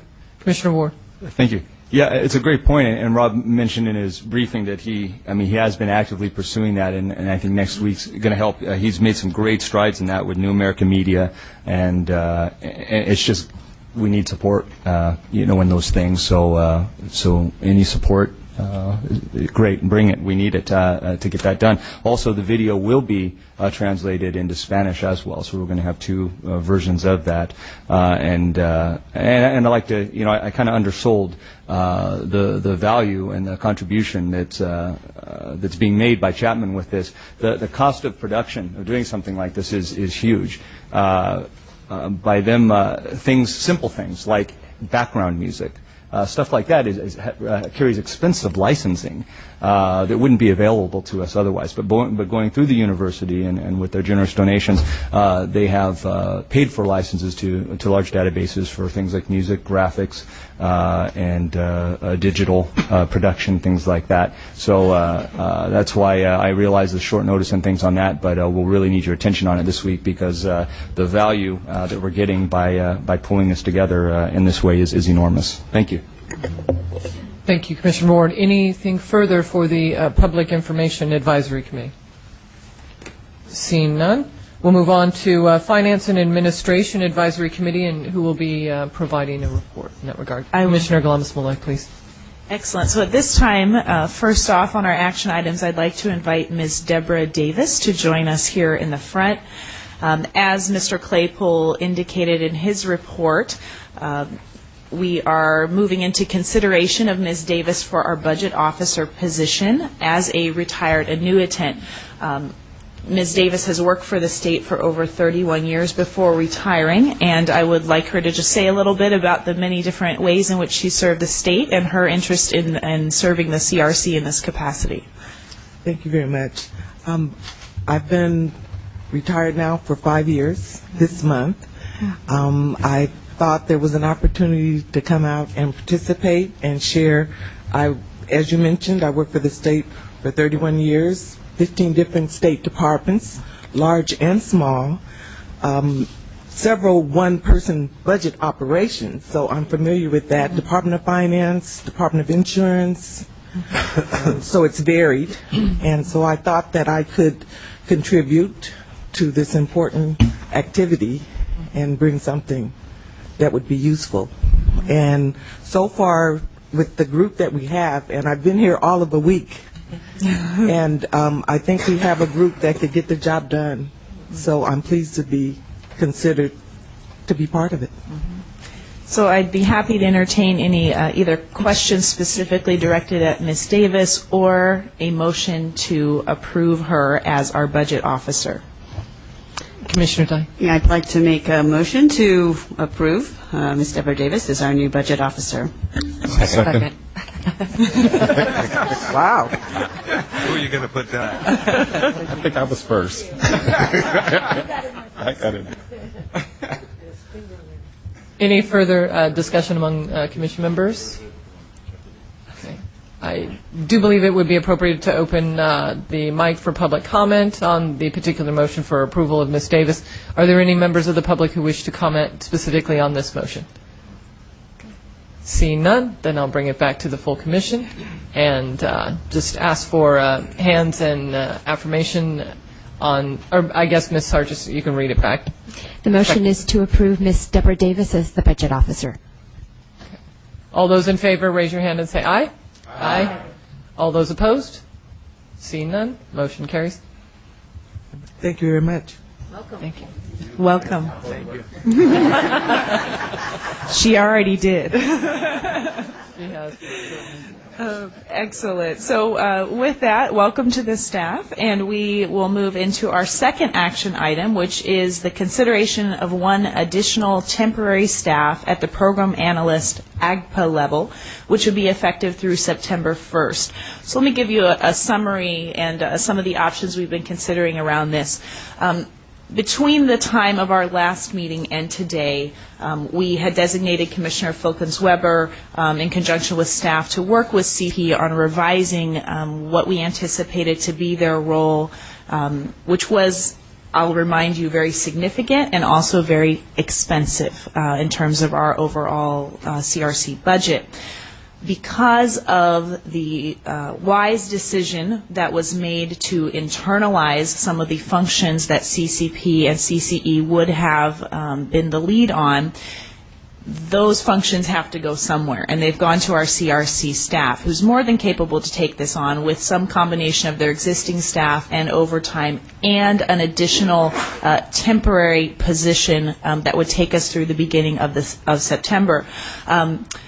Other options are being explored.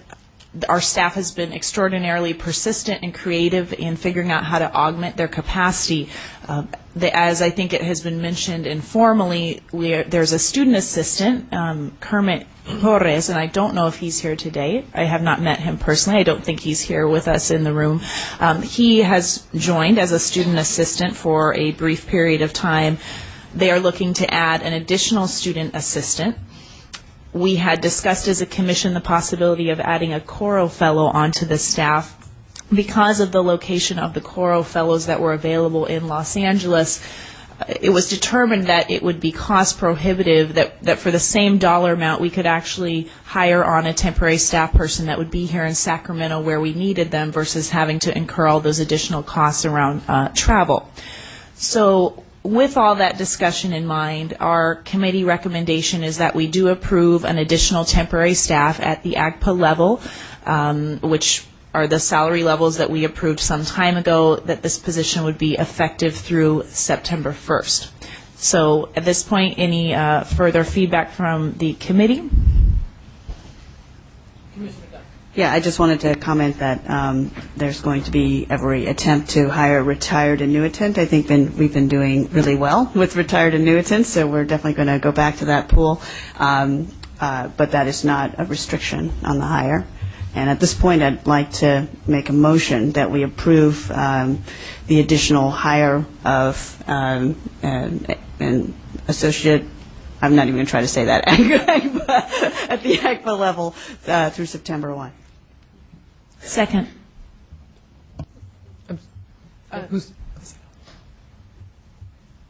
Any further discussion on this motion? And assuming that it was discussed in the full commission, Ms. Sargis Commissioner DiGiulio. I was just going to say I appreciate the Finance Subcommittee, the Finance Advisory Committee's reflection on this and the work that they had done with CCP and staff and coming to the realization that this would not only be a cost savings for us, but I think it would, as we've seen in some of the other outreach materials, staff is more than capable, and I think providing them the resources to continue that would be just beneficial for the Commission and the work that we're going to be moving forward with. The only thing I would add in regards to roles, just so commissioners are aware, is that the thought behind this hire is that as the staff is going to take on the role of essentially doing all the logistics for our hearings across the state, some of them will be coming on the road with us, and having this additional hire will enable us to have a staff person on the home front, manning things here in Sacramento, being responsive to the public, and ensure that all of our operations continue seamlessly even while we're on the road. One comment I would like to make, just to fill in the gaps and fill in the holes, is during our last meeting I was delegated with the authority to take a look at CCP's description of activities and to work in conjunction with staff. And Mr. Wilcox and I did have fairly detailed conversations, and several of them in the week immediately following our last meeting.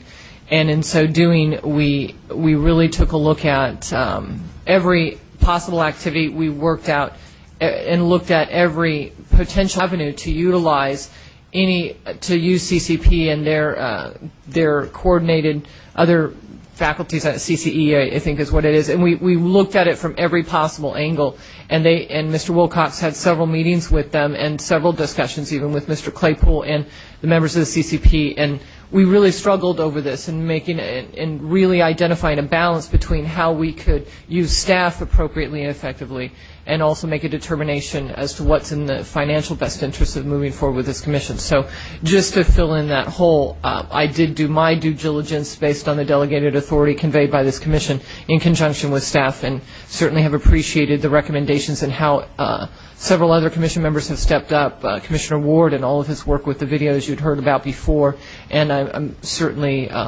pleased with Mr. Wilcox identifying the needs for this commission to fill and step in the shoes that we were looking at may have been filled by CCP. So I wanted to let the full commission know what actions had been taken over the course of the last several weeks regarding that delegated authority. And I thank you, and hopefully I did well for the commission. Commissioner, yeah. CCP certainly has helped this commission in many, many ways. I think they brought to our attention the details of the work that are needed to do the outreach. They gave us many, many good ideas. They got us going on the right foot. And while we didn't select them as our vendor, I do want to publicly acknowledge that their assistance to this commission is greatly appreciated, and we want to thank them publicly for their contribution to our cause. Certainly agree. Any other commission members have any discussions on the motion on the floor? Seeing none, Ms. Hargis, will you please read it back? The motion is to approve an additional staff position at the Associate Governmental Program Analyst level through September 1st, 2011. Okay. And as I stated before, this was in the committee meeting, so I will go ahead and just have, as I understand that this was an issue discussed at the advisory committee level, and if there's any motion with no substantial change, there's no further public comment, and we'll just move forward with the vote. Is that, and again, if any member of the advisory committee corrects me to the extent there's been no substantial change in the present motion, then we'll move forward with the vote. And then I will just ask again, just for affirmation by hand and voice, all in favor, say aye. Aye. Aye. All those opposed? Seeing none and no abstentions, motion carries. Thank you. That concludes our action items. So with that, I'll transition into the information items, and I'll ask staff to please distribute our budget. I have a handful of information items that are related to the budget. So what I will do is I will run through all of these information items, and then we can open the floor for a broad discussion of all of these things together. Just keeping in mind time, you're now back on your regular schedule. We were ahead of schedule, but... Oh, yeah, no problem. Thank you. So your Finance and Administration Committee spent some time yesterday reviewing what you have in front of you now, which is a significantly scaled back budget from what we had reviewed the last time that we met. This budget now shows us operating at under $3.5 million between now and August. There were a number of different changes that were made to the budget. There was I believe, an email that was circulated to the commissioners from staff that you can go into more detail about all of the changes, including but not limited to our removal of CCP as our vendor. After August 15th, we would need a passed budget to the tune of about $1 million total to round out our remaining contractor fees and to fund our activities through the year's end. And this would include activities such as archiving of our data, evaluation of our process, the development of our Commission's recommendations for any constitutional changes, and dealing with Public Records Act requests.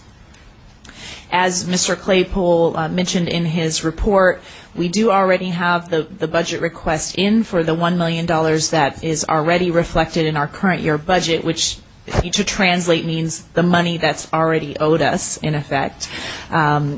We believe that the 30-day clock by which we should have a response back began ticking this past Monday, so we anticipate by the middle of April we will have an answer on that, if not sooner.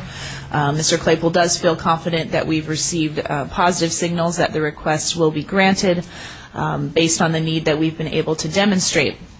However, even if it is not granted, mid-April is plenty of time in order for us to be able to scale back different aspects of our outreach, our input hearings, and all other aspects of our operations in a way that will accommodate this decreased amount.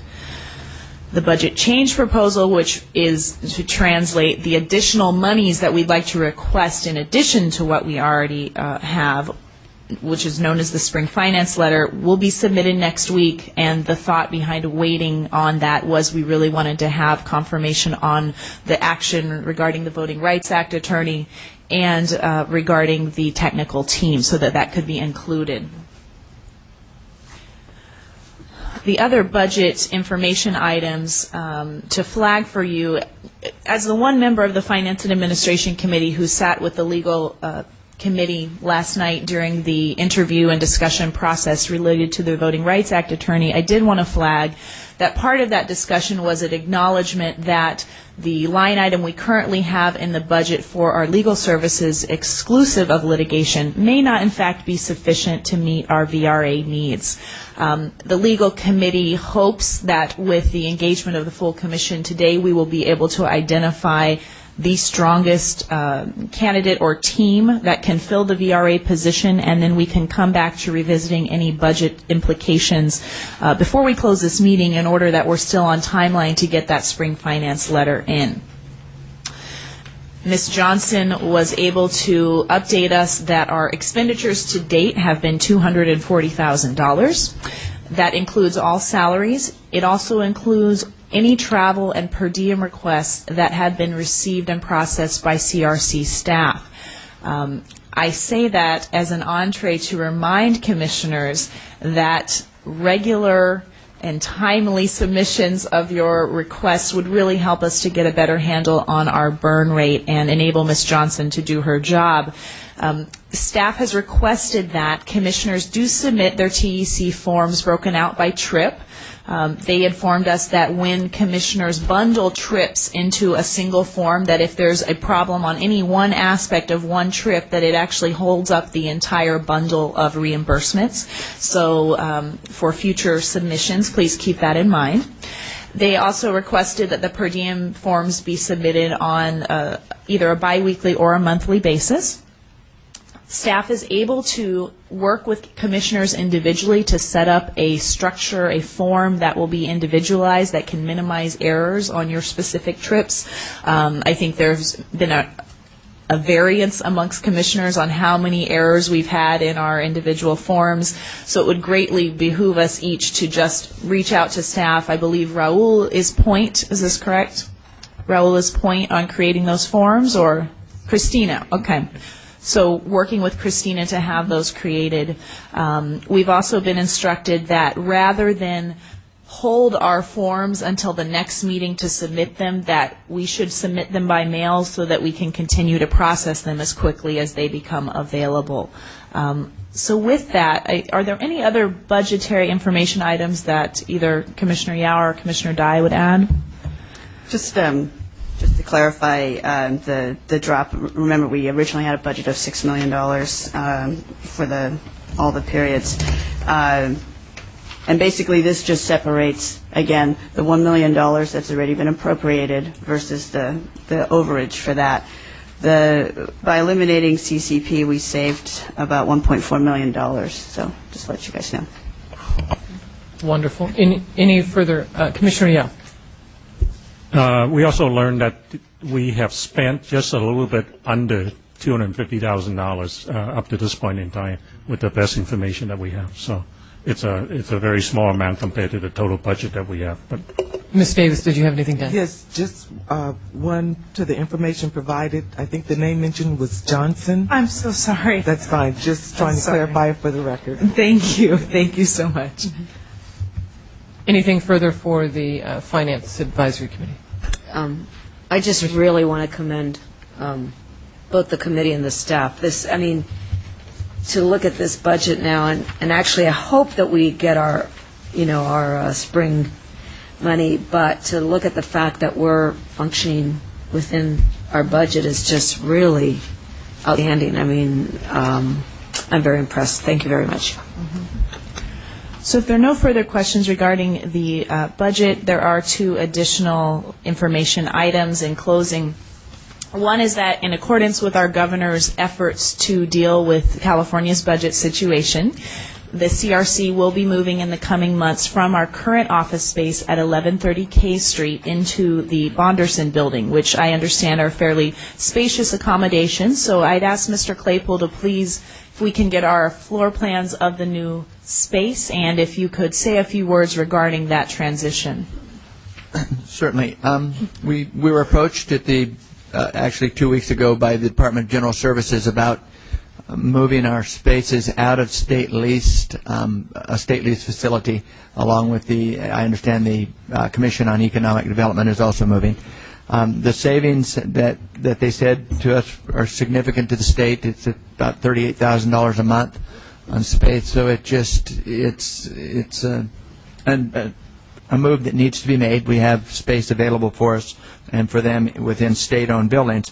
The Bonderson building is right around the corner from the Secretary of State's office, so it'll be virtually about a block down and a block over. The actual address, which isn't on here, is 911 P Street, which would be at the 10th Street entrance as you see it on our floor plan. All of the space starting from the lobby and going in to where the line starts, it says to the restrooms, that whole space is designated for staff. We have a very large meeting room at the front portion. There are two offices, and then there are, according to this, 30 modular cubicles, which if your staff gets that large, then we need another budget augmentation. However, we have a very large meeting room next to the break area, and DGS assured us that they would make sure, to the best of their abilities, that we had the same communications setup that we have in our current office. The only possible hold-up in this move would be our wireless communications, which took us a little bit of an effort to get set up in our current offices. But Raul Villanueva, our business manager, is working with them closely to make sure that that's there when we move in, because it's critical to not having our website go down again. All in all, we're looking at they said an end of April move. I don't know that they're coordinating a lot of moves. So end of April could be end of May, could be a little ahead of time. And then we've decided just kind of internally that we don't have a lot to move. We haven't, because we've only been around for 2 months, we haven't accumulated a lot. So we'll probably be doing a lot of this move just as staff, just getting things over and getting set up. As soon as we get an opportunity to get you in to see the space, hopefully we're thinking maybe, well, I don't know, we're going to have a busy schedule on the 24th. I don't know if it's going to be possible then. If it is, perhaps we could get you over just for a very quick view of the space. It looks a lot like our current space, only it has natural lighting. And then, any questions? Commissioner Encheta. Sure. Just in terms of the map, Mr. Claypool, the upper left quadrant is not our space, right? That's another office. Is that right. And actually, this structure is an interesting one. If you see the line that goes towards the bathrooms, you'll actually be walking through a Department of Energy. That was my other question, which is the line, where you go to the restroom from right. Our offices. You're cutting through somebody's space. You are. And you're cutting through somebody's space, and actually you're cutting through a lot of files because it's more of a contracting unit, or it appears to be a contracting unit there. And the same thing with the above that line, that space is occupied. And then there's really just a parking structure above this building. We're not quite sure whether parking would be available to us, but we're looking into that. But it's at the ground floor, and then parking above. And parking's going to be a little bit of a challenge, so hopefully we will get access to the parking there, but we'll know more of this detail as it develops. And yes, sir. Just a question regarding security of the building and the offices. How are those set up? the security will be by card, by magnetic card to get in on the 10th Street. If you come in on the 9th Street entrance where the restrooms are, there's actually a security guard at that entrance. And that guard, and then DGS has facility maintenance personnel throughout the building. So the security's good there, and it's right across on this side where the Legend is it Roosevelt Park? I think so. There's a park right across there, and then there's some places to eat around there. I know it's always a critical thing. Mr. Claypool, can we take a tour at another time and we can move forward? You bet. Okay. Anything further? Yes, so regarding our ethics and sexual harassment training, as per our request, the CRC staff has established a mechanism for us to complete both of those trainings online, and they have suggested for us an April 30th deadline by which we should complete them. There is a CRC training report that will have more details. It's available at wedrawthelines.california.ca.gov under downloads. Meeting handouts, you'll see it listed there along with all of our other meeting handouts. Commissioners should budget at least 2 hours in order to complete the sexual harassment training. According to Commissioner Yao, he did indicate that these type of trainings you need to make sure you are logged in for a full 2 hours. So to not finish before 2 hours, or else you may not be seen as having completed your full training obligation under the law. And regarding the ethics training, that may vary in length. There's an interactive format that's available online. You can also print out a PDF and read it at your own leisure. In either case, there is a certificating process. If you do it online, Christina will be emailed a confirmation that you completed it, but she asked us to actually provide her with our certificates with the confirmation because of how deluged she is with emails, just to make sure she is able to track that. So that is our final information item. Again, welcome, and my apologies, Ms. Davis, on having misspoke your name, and please let us know what we can do as commissioners to help you do your job most effectively. Thank you very much. One clarification. You said that the access to the websites are through our website and the meeting handouts? I know you handed out a meeting or a handout, but I've already lost it. Let me clarify, and I apologize for not having copies here now. We can actually have them available later in the day. I was noting for the commissioners and for the general public that if you go to the We Draw the Lines website, under meeting handouts, there is a PDF file called CRC Training Report, and in that report it has background links and login information. So it has all the details. It's a one-pager.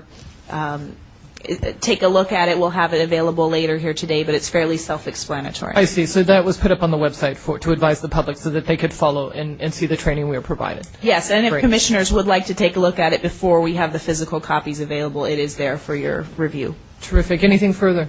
No, that concludes our report. Any further discussion or questions or recommendations for the Finance Committee by any other commission member? Seeing none, we'll move on to the two final advisory committee reports, which we would like to get to before we go to lunch, and there's a lot to discuss in both of these advisory reports, as I understand. We'll move on to Outreach Advisory Committee, and who will be providing us a report. Thank you, Ms. Davis, too. I'll be doing that. Whoops. Commissioner On. Okay. Good morning, everyone. Good morning. Okay, so aloha avakea, it's a new word. That's good morning when we're like halfway between early morning and the afternoon. So I have two action items to report that the Outreach Committee has met and made a motion on. Would like to make a recommendation to the full commission on. The first item is an event that's coming up on March 31st, and this is sort of a kickoff to our input meeting process.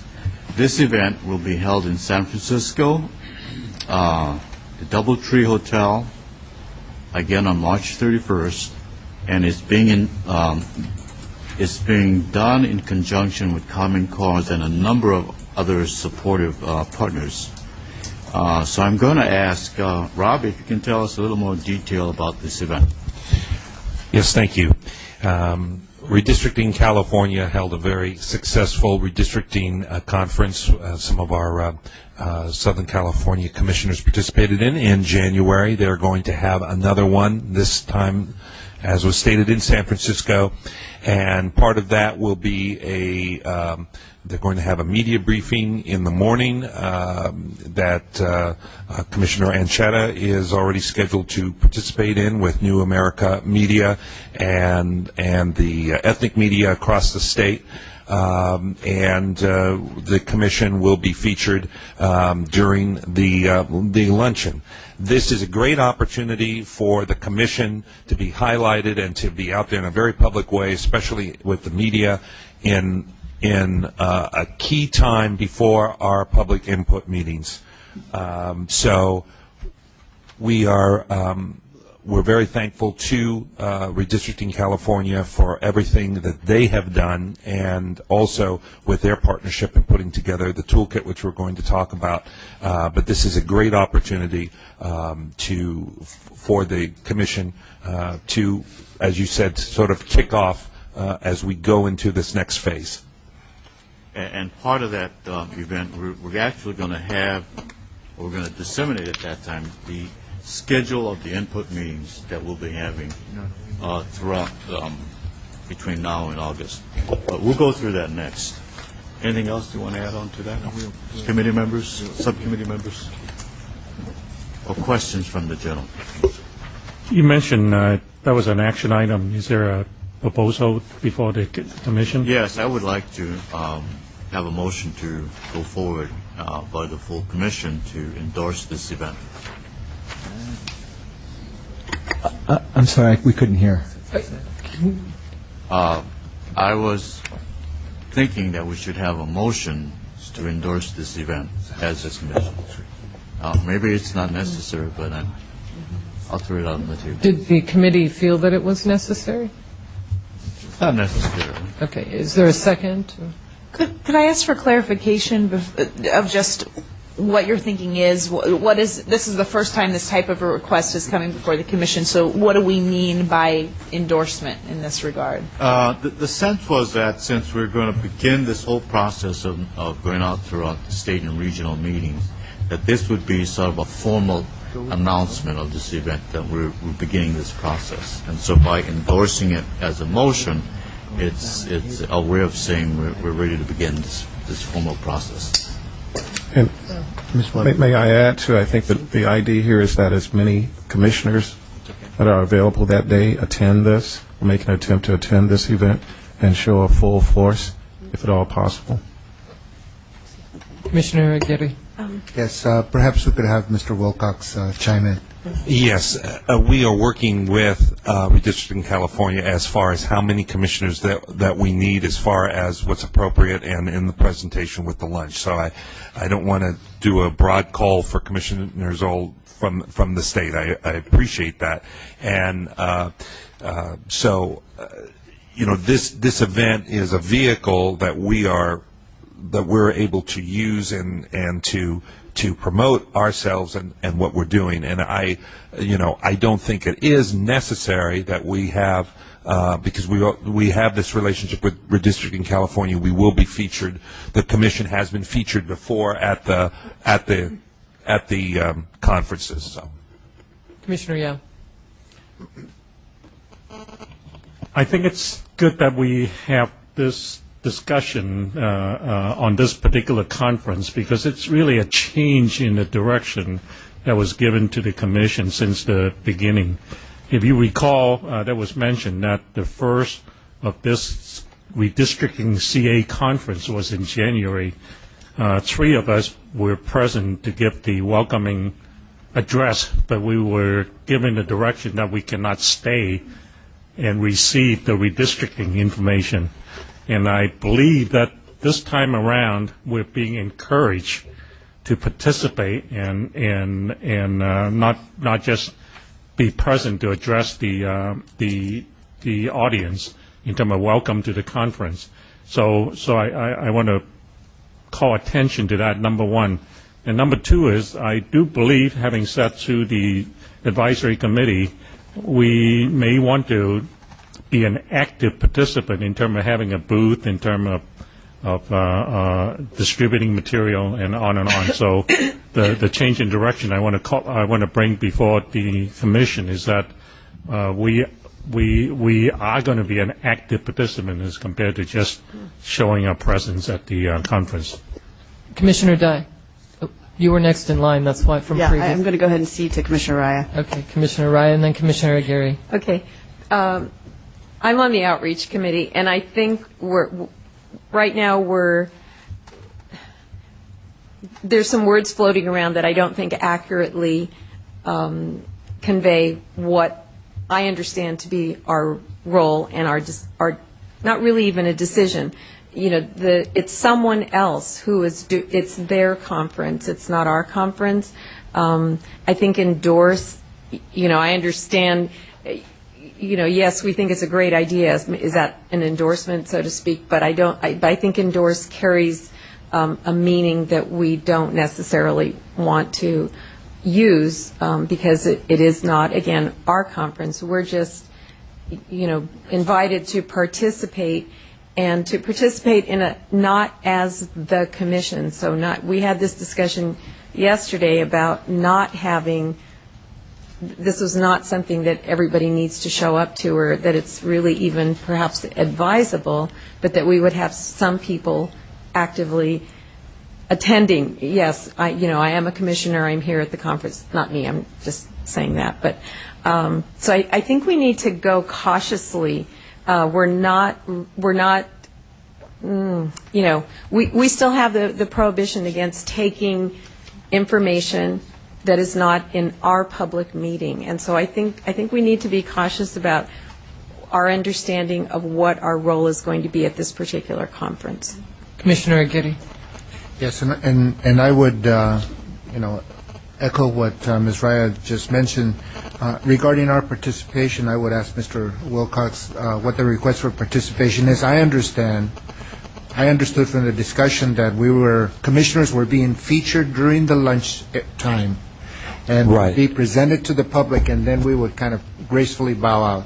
Yes, and you could take questions and answers just as a panel, but it would not be taking input. Very similar to other events that commissioners have participated in panels. There is no formal, this is not an input meeting. We are not taking input from the public, and Redistricting California doesn't want that as part of their conference. This is an educational conference to be able to give the groups out there, and it's a great opportunity for us to be able to get them up to speed before our public input hearings in helping them testify before our commission. So it's a great kind of training, educational opportunity, not an input meeting. Then what it sounds like to me essentially is that you're bringing this forward, that this is an event that's going on, that we're going to participate in. And I caution any commission in endorsing something, especially if we don't know anything about it. But we're just a participant. So if there isn't any further information that we need to provide to the commission regarding the event, I would suggest that we move on to another. We will be prominently featured, but that's wonderful. Anything else from outreach? Yeah, the second one, which is the most important one, is an action item that I would like to put before the commission, and it's the timetable or the schedule for the CRC input meetings for the range between now and August 15th. So I'm going to ask staff to hand out the revised. Oh, it's being walked. As we speak, it's on its way. Is there anything else that you can address while they're bringing that to us? Yes. Let's talk about the toolkit. Part of the format that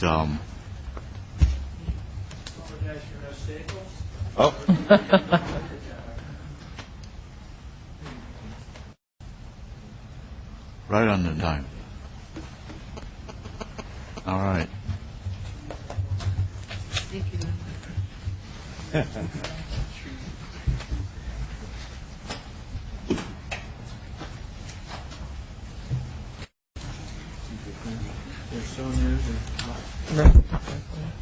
I would advise commissioners to number the pages so that we could, reference quickly, because.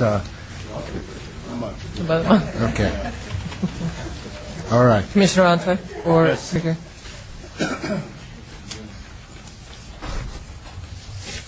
Okay.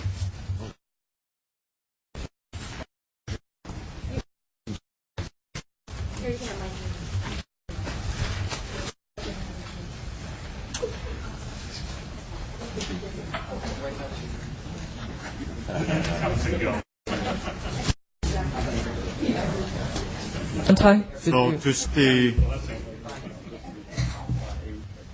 So, Is everybody okay? We can move forward, please. so to start the conversation on this, could I ask Mr. Claypool and Mr. Wilcox to give us some introduction of what this is about? Certainly. So, Janice and Rob and I were working on this all week, trying to incorporate our plan for the plan that we've approved slowly. This really took shape at the Capitol sessions. The budget reflects 38 input meetings.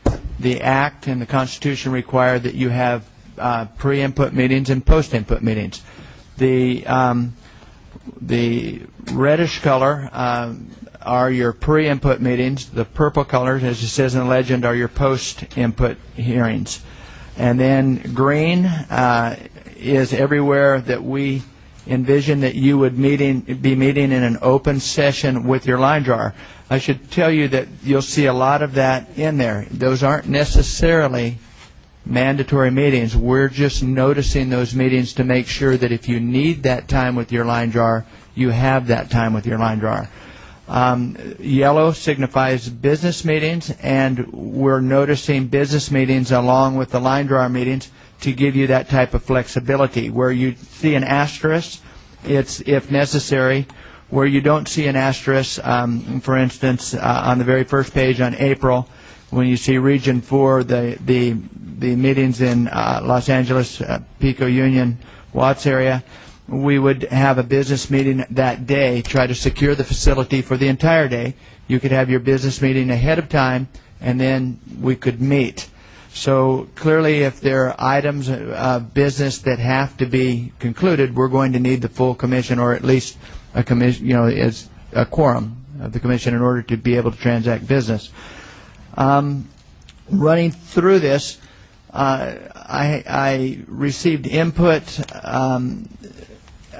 for the locations, some from persons who are actually bidding for our line drawing. I just asked for input from them as to what areas would be logical and what areas would be needed as opposed to other areas, because even with this rather robust plan, you're not going to have enough time to go everywhere.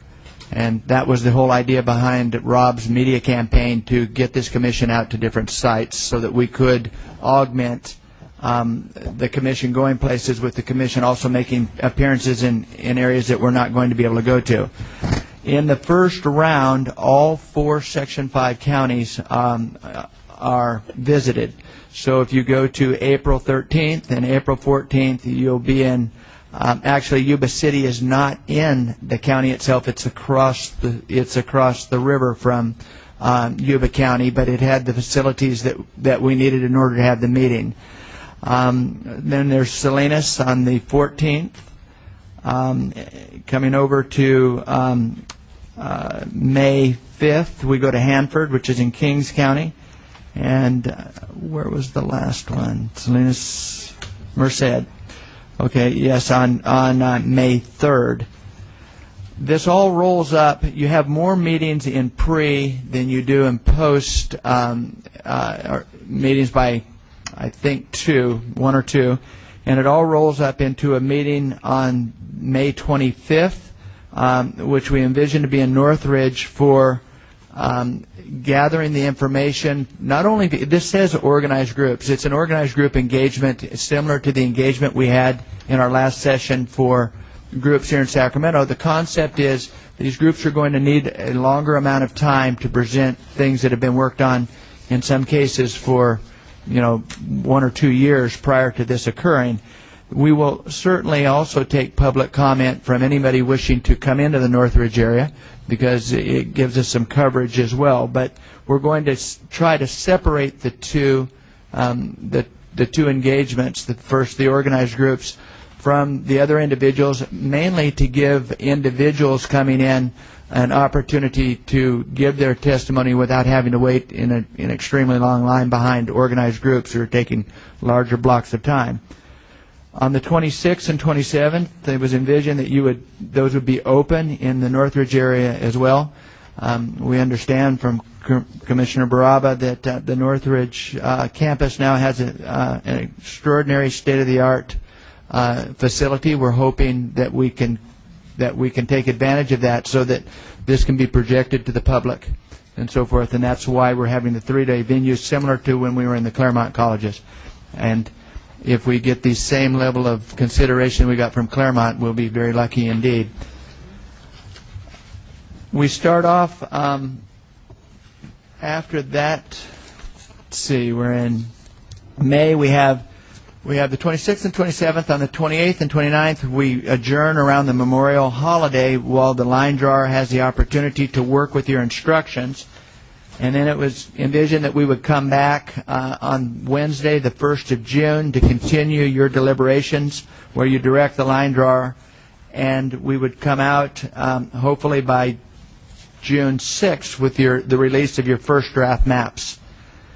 Then we have a public review period, and I think we've heard very loudly from the different groups that we've discussed that it would be unfair to just immediately go back out to a round of public hearings, because the first areas that you went to following your release are not going to have had the time to digest that information and to give you credible response. So we're adjourning there or not adjourning, but we're giving a break on input for 6 days, and then coming back with your post-input hearings. And that's a tight schedule through that area. We go back to, again, Section 5, Monterey, and we continue through just really a tour of all the major metropolitan areas that have where we believe that there's going to be significant activity. We get to the June 20th meeting, and we have the end of your 14-day noticing period on your first draft maps. We continue through, and then we come back to Sacramento to work with your line drawer. Now, we place Sacramento in here because we have facilities here, and this is a hub where we can establish a natural connection for working with some place, not necessarily the capital.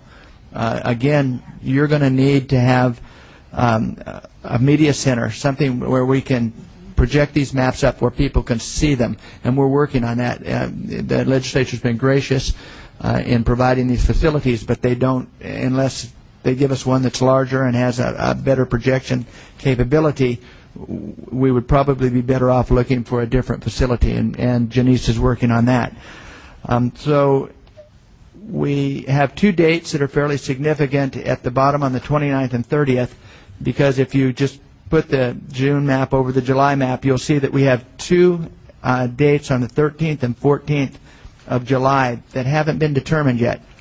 Those are open dates that we're holding for going to any area where we suddenly realize there's a significant issue where this commission wishes to meet directly with individuals before you start the deliberation on the final drafts of your map. So going back to June, the last date that we could notice those are on the 29th and the 30th.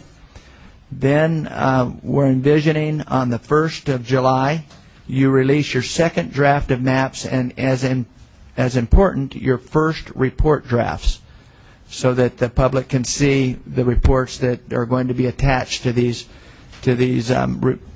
maps. We go into a second review period, a shorter break through the 6th, and then you go through your last 6 public hearings, and then you have the end of your 14-day noticing period for the second draft maps on July 15th. Then we blocked out the entire rest of the month for you to work with the line drawer and your VRA attorneys. And then on Tuesday the 26th, we would envision that you would release your final draft maps and reports. The rest of this month until that noticing day period ends is pretty much staff work. There could be no revisions. So there will be no necessity for you to meet unless you wish to participate in the process of archiving records and so forth. And we would gladly take your assistance on that. Finally, on the you see that we've got the 10th, 11th, and 12th for putting this process together as needed with the commission being here. That could also, I could envision that you may need your line drawer, your VRA attorney there. I'm not sure the process at that point. And then the 15th, we turn these in for certification with the Secretary of State. Commissioner Anchetta, did you have...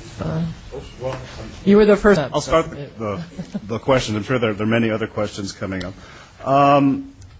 Well, thank you to the committee and to the staff for working on this. This is very thorough and very, very ambitious. Obviously, I think it's a great way to start. I think it's very helpful to have a master calendar. I think just as a basic starting point. I think it's very useful. I'm available for most of these days. I'm not sure if I'm going to go to all of these. But I did have a question actually in terms of how we're approaching attendance of the meetings, which is obviously we can't, I wouldn't expect that we'd have a quorum, obviously, at all of the meetings.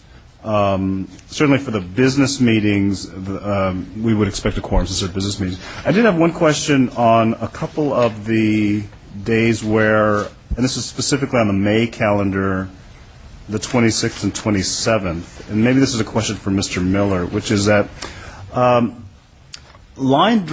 decisions regarding and working with the line drawer are, I think, decisions, and are those days where we need to have are all those days, and I think there's overlap between most of the green boxes and the yellow boxes, which are business meetings and line drawer meetings. So these were the only two where there's no business meeting scheduled. So do we need a quorum on those 2 days? Because we need a quorum in order to work with a consultant is the basic question. And is that, I mean, if you need to check into that, that's fine, but I wanted to flag that as a question. Well, I think we really need to discuss a little bit further what the expectation is for the meeting. The fact that the commission says to the line drawer, we'd like you to amend a map in a particular way, it's still a draft map at that point, I believe. So I think they can take that kind of input without a quorum necessarily being present. But I think we need to be perhaps more precise about how we want to operate and what the expectation for the result would be. And then the second question I had was revolving around the May 25th meeting, which is again, the meeting that we would accommodate the groups that are presenting presumably statewide maps or regional maps.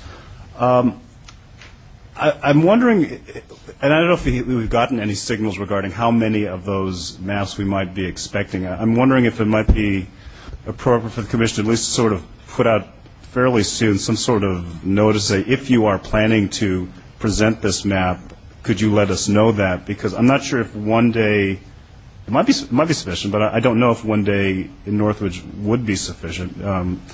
But I don't have a good handle on how many groups will be presenting those types of maps. And I think if we're going to give them, and we have to work out the timing of each presentation and what we would, presumably there would be reports accompanying them as well.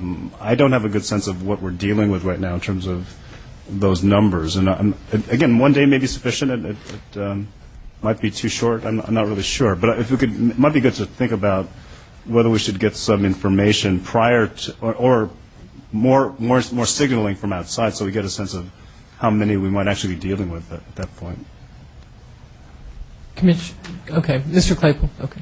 Well, I just would say that this plan evolved out of a couple of conference calls with different groups around the state that in the conference calls were facilitated by the League of Women's Voters, and we very much thank them for that. But as we discussed the idea of having this type of a venue, we discussed the need for these different groups to have a little bit longer time. And so I think that what you would see, I believe that what you would see would be a similar presentation and a similar turnout to the one that we had in our last session. Well, did that include the major parties? And I think they're members of the legislature, various other groups and individuals that might be submitting statewide maps. I'm not sure that encompasses all of the potential statewide maps that might be submitted. And again, I'm really suggesting we might want to get more information so we would be able to properly schedule. That's my main concern. It was our intention to go out to our 1,300, as soon as we had approval, to go out to our 1,300 person mailing list, which includes the Chamber of Commerce and many offices of assemblymen and senators who have asked to be on that list. I mean, it's our intention to go out as far and as wide as we possibly can and very early to make sure that we have as large a turnout at this event as possible. It was also suggested to us that we needed to make an arrangement for any group that came at any other meeting that couldn't attend this to give them a similar block of time if they gave us advance notice, so that if it weren't possible to meet this schedule, any group in the state, that we would then accommodate them, and that sounded reasonable to us, and that was something we would present to the commission as an idea and an option. Commissioner DiGiulio was next. Okay, I actually had a comment, but before that I wanted to say I know the discussion yesterday in concern to Commissioner Anchetta.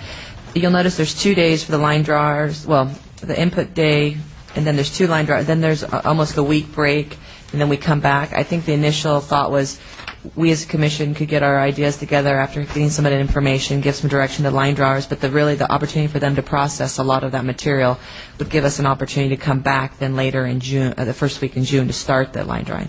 But the other comment I just wanted to make was this was a discussion point in the outreach committee, was we touched on it again, and as I understand, the outreach committee had recommended that whether we needed to have, there were some ideas of, well, we have to have at least a minimum of 3 people. But the idea is to get as many as possible. But I think we went, as I understand, the committee went beyond that and said this really is what we see as our representation for meetings for as many commissioners as possible. Of course, there'll be exceptions, but it's not just, well, I'll try and get as many as I can, but this is our duty for the next few months, that it is incumbent upon us, and this is why we are here, this is what we knew we were here for, was to be at as many meetings as possible. There was an intentional lack of overlap with meetings so that we could get all the commissioners at as many meetings as possible. Of course, this was a big imposition, I'm sure, on everyone's schedule, and we'll have to find ways to work through it. But the idea is that we as a commission, even though it's not a yellow designated as a business meeting, that we should consider these as our required events to attend. I have next Commissioner Baraba. Yeah, to Commissioner Anchetta's point, it seems to me given we're going to be there 3 days, we could certainly make part of the 26th be a continuation of the previous day's activity. And as soon as you start getting the staff starts getting feedback about how many want to come, at that point we're sort of backed up with some green days there that we could turn into whatever color that is. Commissioner Yao was next. This is really a question. By implication, are we discouraging the groups from attending the other input meetings? In other words, we want them to come to this particular meeting on the 25th, but we're discouraging them from making formal presentation to the group on the previous meetings? No, I don't think we're implying that at all. Anyone come. I have just a few points.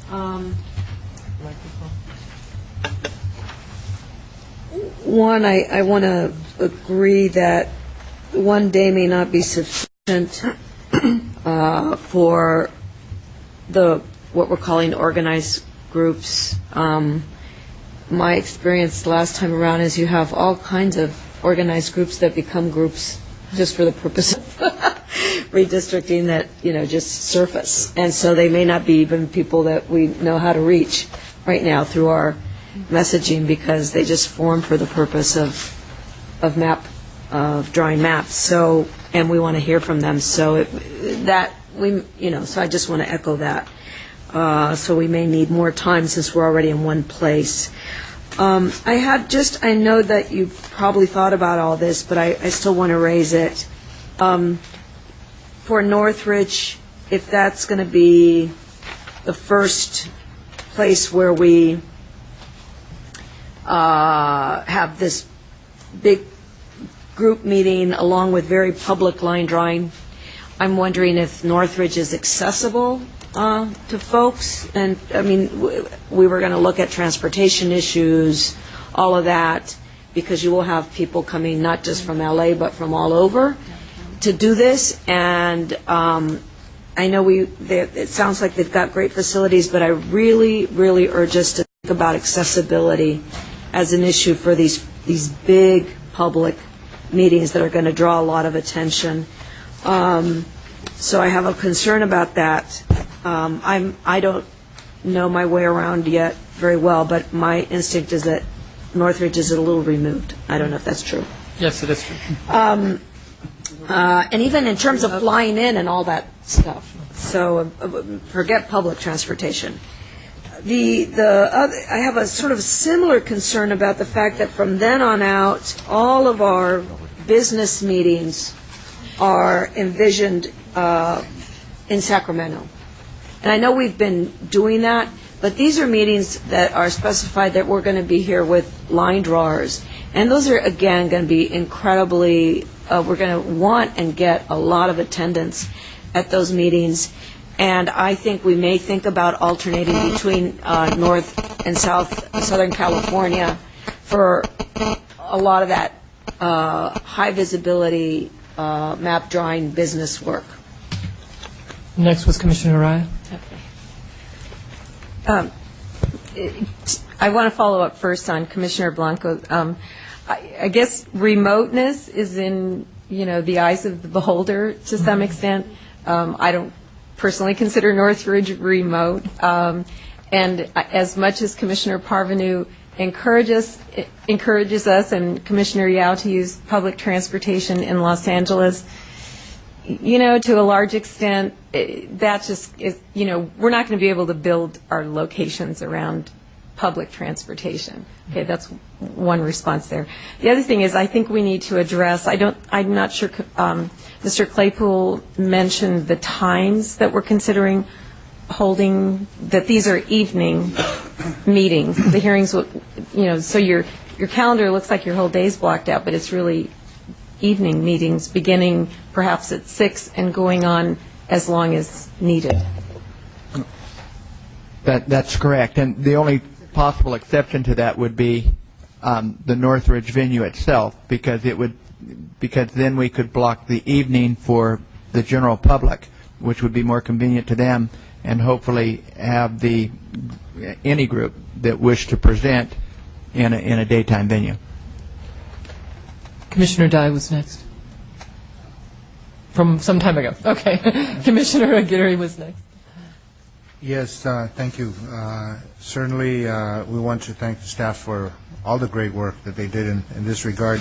I agree with Commissioner Blanco's comments regarding the public accessibility to the line drawing process itself, specifically June the 1st through June the 6th, and perhaps we could work out some kind of a north-south arrangement where we could do 3 of those in Sacramento and maybe 3 down south at a location that has the facilities for us to go live. The other thing was that in order for us to, and this is a very aggressive schedule, Mr. Julio mentioned that our committee recommends as full participation as possible. And somebody said, well, maybe if we have at least 1 Republican, 1 Democrat, 1 decline to state, then we don't really want to go with a minimum number, because really, as has been stated, this is the primary duty that we have of going out into the community throughout California and getting assistance with and input on the line drawing itself. So the motion by our committee was to recommend acceptance of the schedule itself, which we might be tweaking somewhat, but overall, I think that the overall design and dates are very strong. We need, in order to do that, then we need to go to our Google Calendar and update our unavailability on any of those dates so we can indicate, what the participation level is going to be. Hopefully, 14 or close to 14. And then because of the shift from CCP over to the staff in terms of developing or handling all the logistics associated with that, then we would be calling on commissioners to help with the identification, the securing, and the organization or the organizing of venues for all of these hearings. So certainly we could expect, our staff to be doing all these calls, but, being from diverse areas of California, we probably have a good idea of where a good place for such hearings might be, understanding that not all of those areas and locations are going to have facilities for actual live streaming. So. We do have 5 more into our lunch break, technically. I knew we were going to do it. We were ahead of schedule this entire time. I do have Commissioner Forbes and Commissioner Galamas-Malloy for further comments, but I would like some direction from the the advisory committee as to what, is there any particular action that you wish to be taken? We do have a very big afternoon, and I took the liberty of going ahead and considering pushing the legal advisory committee's report back for the afternoon, given that it's topic related, so that's why I didn't push this further. But is there particular action that we need to be taking on this calendar? Is there an opportunity? I have a lot of comments I'd like to make as well, but is there something that you would like us to consider, given that we're meeting next week? Would you like further input from the commission members before your advisory committee on this calendar? Or is there any particular action that the commission must take before we proceed? Just because of the volume of activity we have for the afternoon, I don't foresee having a real option to pick this back up after lunch. Well, let me ask Mr. Claypool, is there anything that might happen? Oops, sorry. Is it on? Yeah, it's on. Is there any item that we should consider before I make any final recommendations? Because my recommendation would be to move and approve this schedule in concept, and then work out some minor modifications later on. Otherwise, if you can think of anything else that might preclude that. The only thing that we would ask as staff for this commission is to approve some of the initial first dates, so that because of the 14-day noticing period, we can start on those venues. I would say that if we could at least agree in principle through April, that would be very helpful. And then in the following week, if we could get the rest of the calendar approved, because it just takes so long to schedule up a venue and all the things that go with it. And most importantly, we want to get started on outreach and letting people know where we're going to be. So that would be our request. I certainly understand that. So I appreciate you narrowing it down. I would like to provide Commissioner Forbes an opportunity who's been waiting for some time. If your comments could be brief. They will be brief. Then Galamas-Malloy had further comments, and then I would like to just finish that up before we consider, and if the commission would be agreeable, we can just go ahead and vote on the first month. Commissioner Forbes, please. Yes, I just wanted to concur that it behooves us as many to be at each meeting as can be. Also, I think I agree with the idea that these 6-day meetings in Sacramento should be split. And then I wanted to confirm, I thought this was said, but these meetings, are these colored dates insofar as their outreach meetings or input meetings, they're starting at 6 or 7 in the evening? Is that the plan? Is that what's the time? Yeah, what's the time on these days? 6 o'clock? And now is that true of the meeting days? We finish. Of the business meeting days? No. Okay, so 6 o'clock then. 6 o'clock? Commissioner Galamas-Malloy. So as an urban planner, this issue around transit accessibility, and I don't want to speak on behalf of Commissioner Parvenu, but I think it behooves us as a commission to recognize what the ridership statistics around public transportation are. And the majority of bus riders are low-income individuals, often individuals of color, and to not prioritize transit accessibility for our hearings is going to dramatically impact the public's ability to participate, who is at the table as we make these decisions, and what our final product is going to look like. So while I know it's not going to be perfect, it does need to be one of our top criteria as we evaluate meeting sites.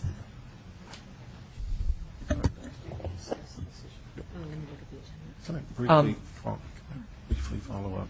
Briefly, I get cranky when I'm hungry. I said that in legal advisory committee yesterday. Very brief in response to Commissioner. I do have some other suggestions regarding this. Commissioner Parkman. Very brief in response to Commissioner Columbus-Malloy's point. I happen to have worked for LADOT and designed the dash around the Northridge campus area, but it's serviced by LADOT's dash as well as MTA, and there's an orange line. However, with the dash, that stops running around 9 p.m.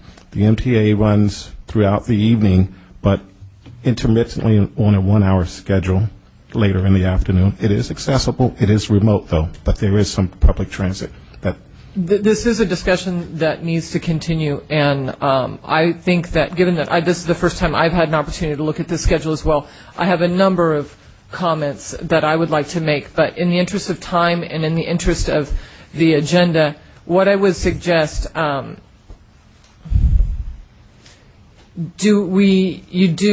Claypool, you were saying you would like us to consider a motion on at least the month of April.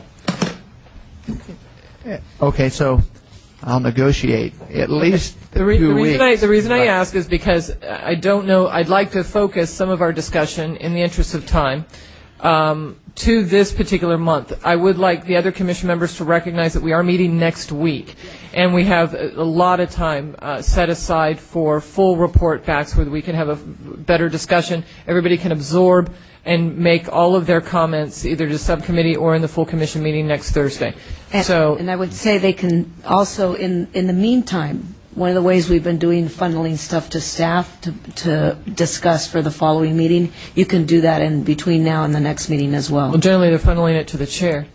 Yeah, but staff and chair. She just invited that. You heard all of that. So please, if you could provide us a direction as to what would be necessary for this commission to act on before we break and proceed to our VRA issues in the afternoon. The most important thing for us is to have an agreement in principle on April. If we can is there any comments or concerns regarding April schedule only and nothing further? And we can save transportation issues and locations for another time, which would be handled by staff. But at least in concept for the locations. Is that correct? And we have your direction on transportation. We know it's important to you. Thank you. Any further comment from the commission members regarding the month of April? I'll make that motion. Can I? No, go ahead. Make the motion. That's okay. I move that we approve the schedule for April to give staff advance time to set up the venues and to do related organizing regarding these hearings. Second. I did want to note, in case you were looking at your emails, and I think there should be public comment. There is at least one public comment regarding the schedule online. I haven't had a chance. I can read it. I can read some of it out. It's up to you whether we want to do that. But I think we have some members of the public here who are commenting. But just to alert us to that, because I think it might go to the motion. Well, if it does, and you're the one that has access right now, is it lengthy or? If it goes to the motion, I think in the interest of the public comments that have been made regarding the opportunity for real-time discussion, please share. Sure. This is from Deanna Kitamura, who is with the Asian Pacific American Legal Center. And I'll ask Commissioner Galamos-Maloney to see if there's other ones that are popping up as I highlight these. And let me see if she's speaking on behalf of anybody else officially. Or if there's any focus on April, I mean, rather than the rest of the calendar. There are concerns about, because a couple of these do go to choices of cities and the absence of weekend meetings, which would include April, as well as the lack of hearings in Region 5 which maybe, again, that may not be specific to April, but it's a concern that could impact April if we're targeting particular areas of the state. So Region 5 being San Luis Obispo, Santa Barbara, and Ventura, and suggesting that there should be at least one, there should be pre-map hearings in that area of the state. Again, reinforcing no weekend meetings that may limit accessibility. So cities, again, none are scheduled, none of the three that are scheduled in Region 1, which I believe is, Region 1 is Northern California, none are scheduled for Sacramento. And then for Region 8, which is the Bay Area, no hearings are held in San Francisco or populous areas of the East Bay, areas with large populations. And Region 5, she mentioned. Right, which this is what I mentioned up front. Right.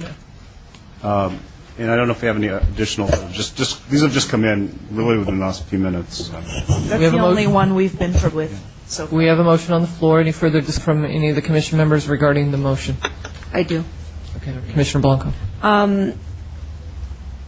I do think that on principle, I don't know that I can vote for this without consideration of weekends.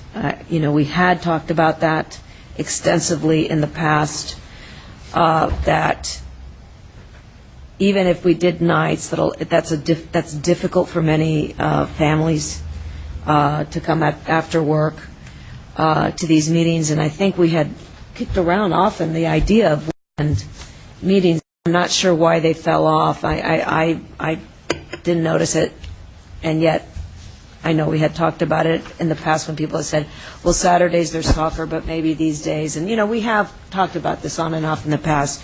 So I wanted us to think about the weekend before we approve the April in concept. Any further discussion from any commission member? Okay, then I would open. Yes, Sorry, just one comment. briefly, please. I think the issues that have been brought up, we could probably handle next month in looking at the remaining months for accommodating those desires.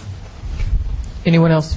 Commissioner Julio. I was just curious maybe if staff wanted to address if that Region 5 was it just an oversight that it wasn't in an option? All the other regions have an opportunity for an input hearing. Region 5 was the only one who didn't. I didn't know if staff could address that in terms of us looking at April. Well, Region 5 was actually fairly prominent in the post-hearing phase in June, and particularly Oxnard, Santa Paula area on the 17th, San Luis Obispo and Santa Maria on the 16th. And as we juggled these back and forth, part of the rationale was that I was trying to make sure that there was a clear way for you to travel, that it made sense that you would link city to city and not go north and south and north and south. It not only holds down travel expenses, but it also holds down wear and tear on commissioners, and so we were sensitive to that, and so we could, it's possible to juggle these. We can move them around as we do. It would make sense to move them around in a way that still allowed you a fairly good flow of travel. So we weren't ignoring Region 5 as much as we were making sure that it was there, and we knew in particular from a discussion with one of the individuals who had bid for the line drawing that Oxnard and Santa Paula was a very critical area for this redistricting process. So we wanted to make sure that it was in the kind of the post era, after the individuals in that, or the community groups in that area had seen the maps. So, and then with regard to the weekends, the only thing I would like to say is we've had a really inconsistent time with this commission insofar as the dates that you wanted to be available. One of the dates that we dealt with were Mondays and Tuesdays, and another date was not wanting to meet on Fridays. And so this kind of condensed it into an area where we felt like it would give you some movement and some flexibility. However, these dates can be pushed into those weekends. That's we can make that split, but you have to make that decision for us. Any further discussion from commission members? I recognize that you have a rule that if there was no change from the committee, that there would not be public input. However, there were current hearings yesterday. I understand. I haven't gotten to come public comment yet. We're still in discussion, and I certainly recognize that. I am going to get to you just momentarily. Any further discussion from any commission members on the motion on the floor? Okay. Seeing none, the floor will be open to public comment regarding this substantial change from the recommendation from the subcommittee. Thank you. I'm Trudy Schaefer, representing the League of Women Voters. And as I said, we were not able to watch this meeting yesterday, and did not know whether the question of weekend meeting falling off the map had been brought up during that discussion. But it was a surprise to us when we saw this morning. And from the very beginning, even from the beginning of the meetings and hearings that the Bureau of State Audits had on the regulations and the selection of the commission, we have felt very strongly that your uppermost principle must be the accessibility to the public. And we would like to echo the fact that we hope you would at least consider weekend meetings into this. Thank you. Schaefer.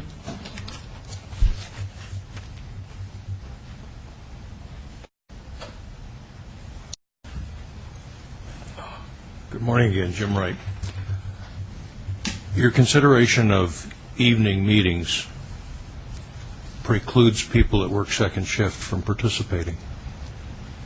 So if you were to start earlier, let's say 3 o'clock, take a break for dinner, and then go on into the evening, you might be able to accommodate a greater portion of the population. I'd also like to suggest that if you specify time periods for the meeting, that whether there's anybody waiting to speak or not, you remain in session for the full time period in order to accommodate late arrivals. And you're very likely to have a few of those. So 3 to 5 maybe, 6 to 9, 6 to 10 would be good hours for your meetings. As far as days are concerned, these days seem pretty good for most people, but I do agree that some weekend meetings should be held to accommodate people who simply cannot get there during the week. Thank you. Thank you, Mr. Wright. Any further public comment on the motion that's the floor? Seeing none, then I'll pull it back to the full commission and ask for a roll call vote. Oh, I'm sorry. Please read the motion back, and then we'll have a roll. The motion is to approve the proposed input hearing schedule for April 2011. Commissioner Yao? Commissioner Dye. Oh, I'm sorry. Yes. I want to know if it's necessary to amend this to ask to direct staff. I mean, I don't know exactly what we mean by approving this in concept, but if we can direct staff to put a weekend mix in this, then it would be a motion that I could support. So. Then are you asking for amendment, or are you proposing a substitute motion before we call for this vote? I'd like to amend the motion to add some weekends into this mix. I'm assuming staff will consult with the groups to figure out which regions make the most sense to do that in. Refresh my memory, who made the initial motion? I did. Okay, Mr. Geary, do you have an objection to that amendment? No, I don't have any objection. Okay. Seeing none, is there a second? Second. Any further discussion on the amendment? Commissioner Yao. I welcome a recommendation in terms of how many weekends and so on, so we can really quickly bound it as compared to floating the issue for total discussion again. If you could perhaps identify one weekend, I can go along with it, but if you just basically floated it saying that we shall consider the weekends, that'll just open the floor to all the discussion that we have had previously. Commissioner Dye, sorry. Yeah, I mean, I would say make it 50-50. Commissioner Forbes. I would actually suggest that we just direct staff to have one weekend meeting per region. That will at least give everyone on the weekend an opportunity in every region to.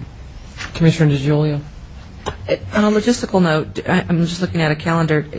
Is this a decision that we can make at our next meeting on the 24th? We counted it back, and that's why I was wondering if there was another possibility of at least approving 2 weeks. Maybe breaking up April, and I'm not suggesting that necessarily as a motion, but if that's one way for to address the public's concerns, we could still consider a potential amendment of just requesting approval of the first 2 weeks from January 1st through January 17th, at least in concept as to locations, and leaving discretion to staff for some of those meetings to occur on a weekend. That might be one possibility of us moving quickly and rather than looking at the full month. So can we ask it to be amended? I would just, I don't understand the notice. We have to notice by the 24th, which would be next week, which you would not have time.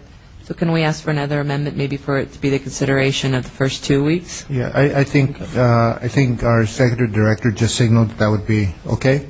All right, so then that would be fine with me. Okay, may I have someone state the proposed amendment, and then it would be an amendment to Mr. Aguirre's original motion, of which he had originally approved.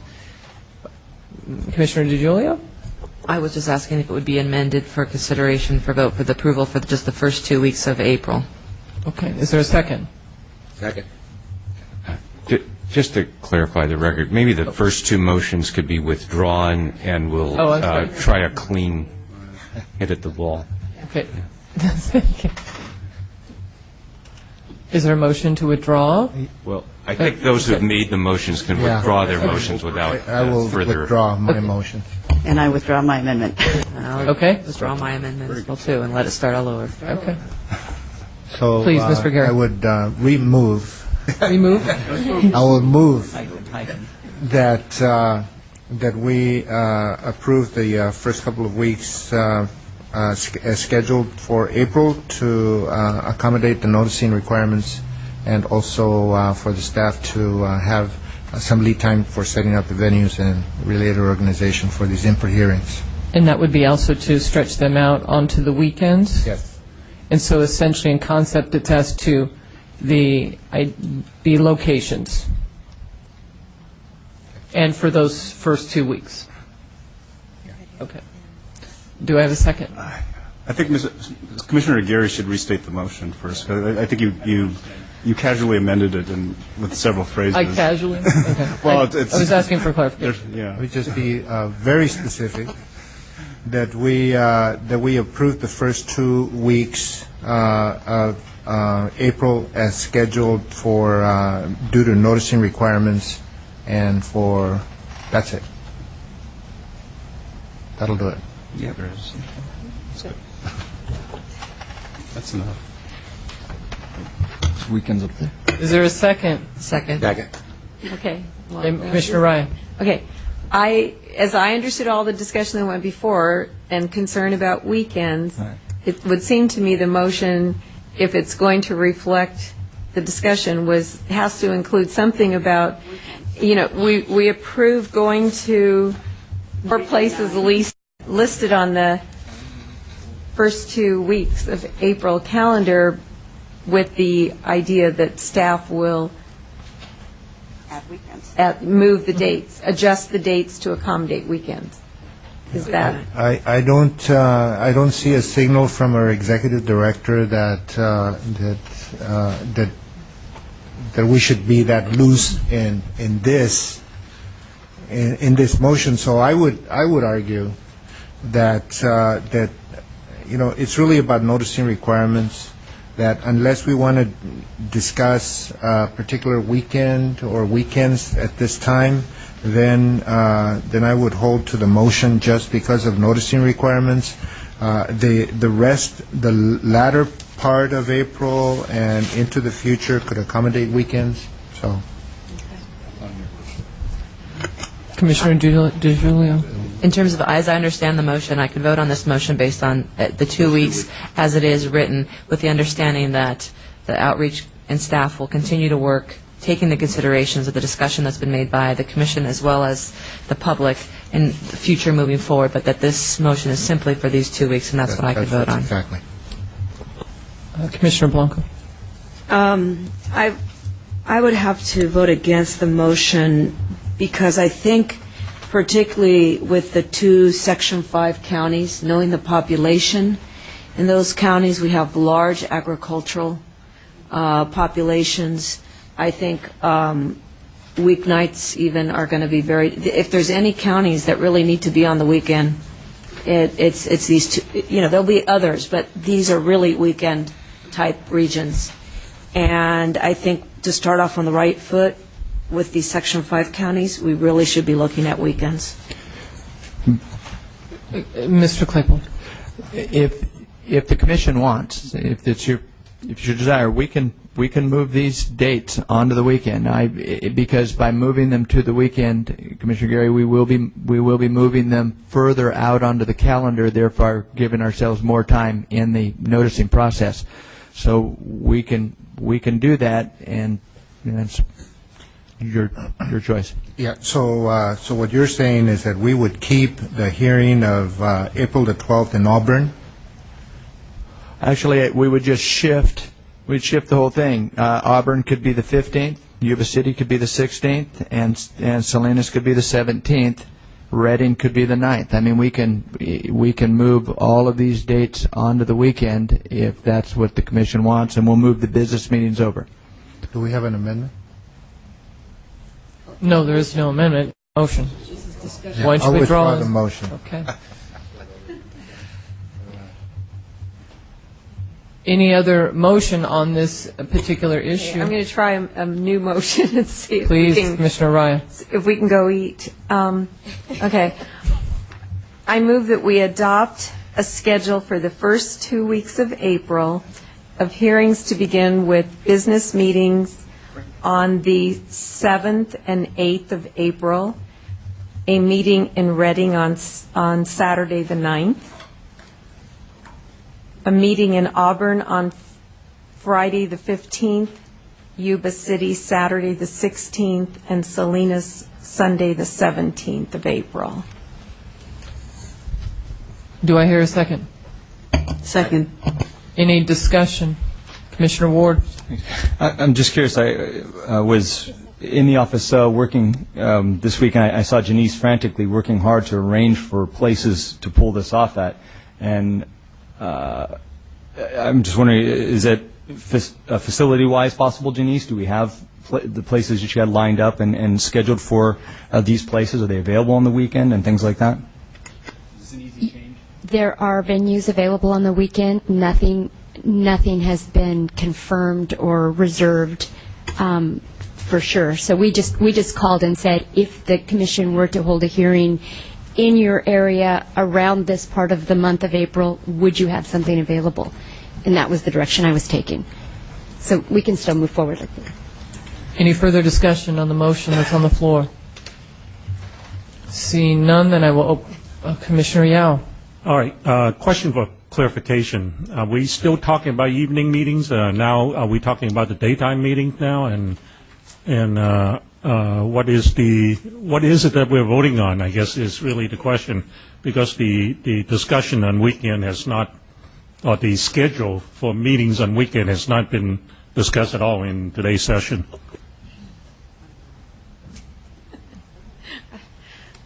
I don't know what the answer is. I mean, it would seem to me it's subject to the availability of venues and trying to do our best. You know, I don't think there's any problem with Mr. Claypool picking up the phone and asking any one of us for some input on what we think would work in those areas. Would that be acceptable? I agree. Based on the motion on the floor and the prior motions that have tasked staff with calendaring, I believe an approval of this motion would leave it to the discretion of staff to accommodate the commission and the public regarding location and time, and based on the full public comment, and that would be permissible based on the motion as it exists now. So any further discussion on this motion for approval? No, seeing none, I would like to open it to the public for any comment on this particular motion. Seeing none, I bring it back to the full commission and ask Ms. Sargis to read the motion back for a vote. The motion is to adopt the seal of input hearings for the first 2 weeks of April. The business meetings will be moved to April 7th and 8th, Reading meeting to April 9th, the Auburn meeting to April 15th, the Yuba City meeting to April 16th, and the Salinas meeting to April 17th. So, roll call vote, please. Commissioner Yao. No. Commissioner Ward. Yes. Commissioner Raya. Yes. Commissioner Renew. Yes. Commissioner Antai. Yes. Commissioner Columbus Malloy. Yes. Commissioner Forbes. Yes. Commissioner Filkins Weber. Yes. Commissioner DiGiulio. Yes. Commissioner Dye. Yes. Commissioner Blanco. Yes. Commissioner Baraba. Yes. Commissioner Anchetta. Yes. Commissioner Aguirre. Yes. The motion passes. Thank you. We had no further business. Wonderful. Okay. The time is 12:25. I would like us to come back as close to possible as our 1 o'clock schedule, but given that I'm not familiar with our ability to do that, we will re-adjourn at 1:10. So we have a little leeway there based on this last-minute motion. Thank you. We're in recess.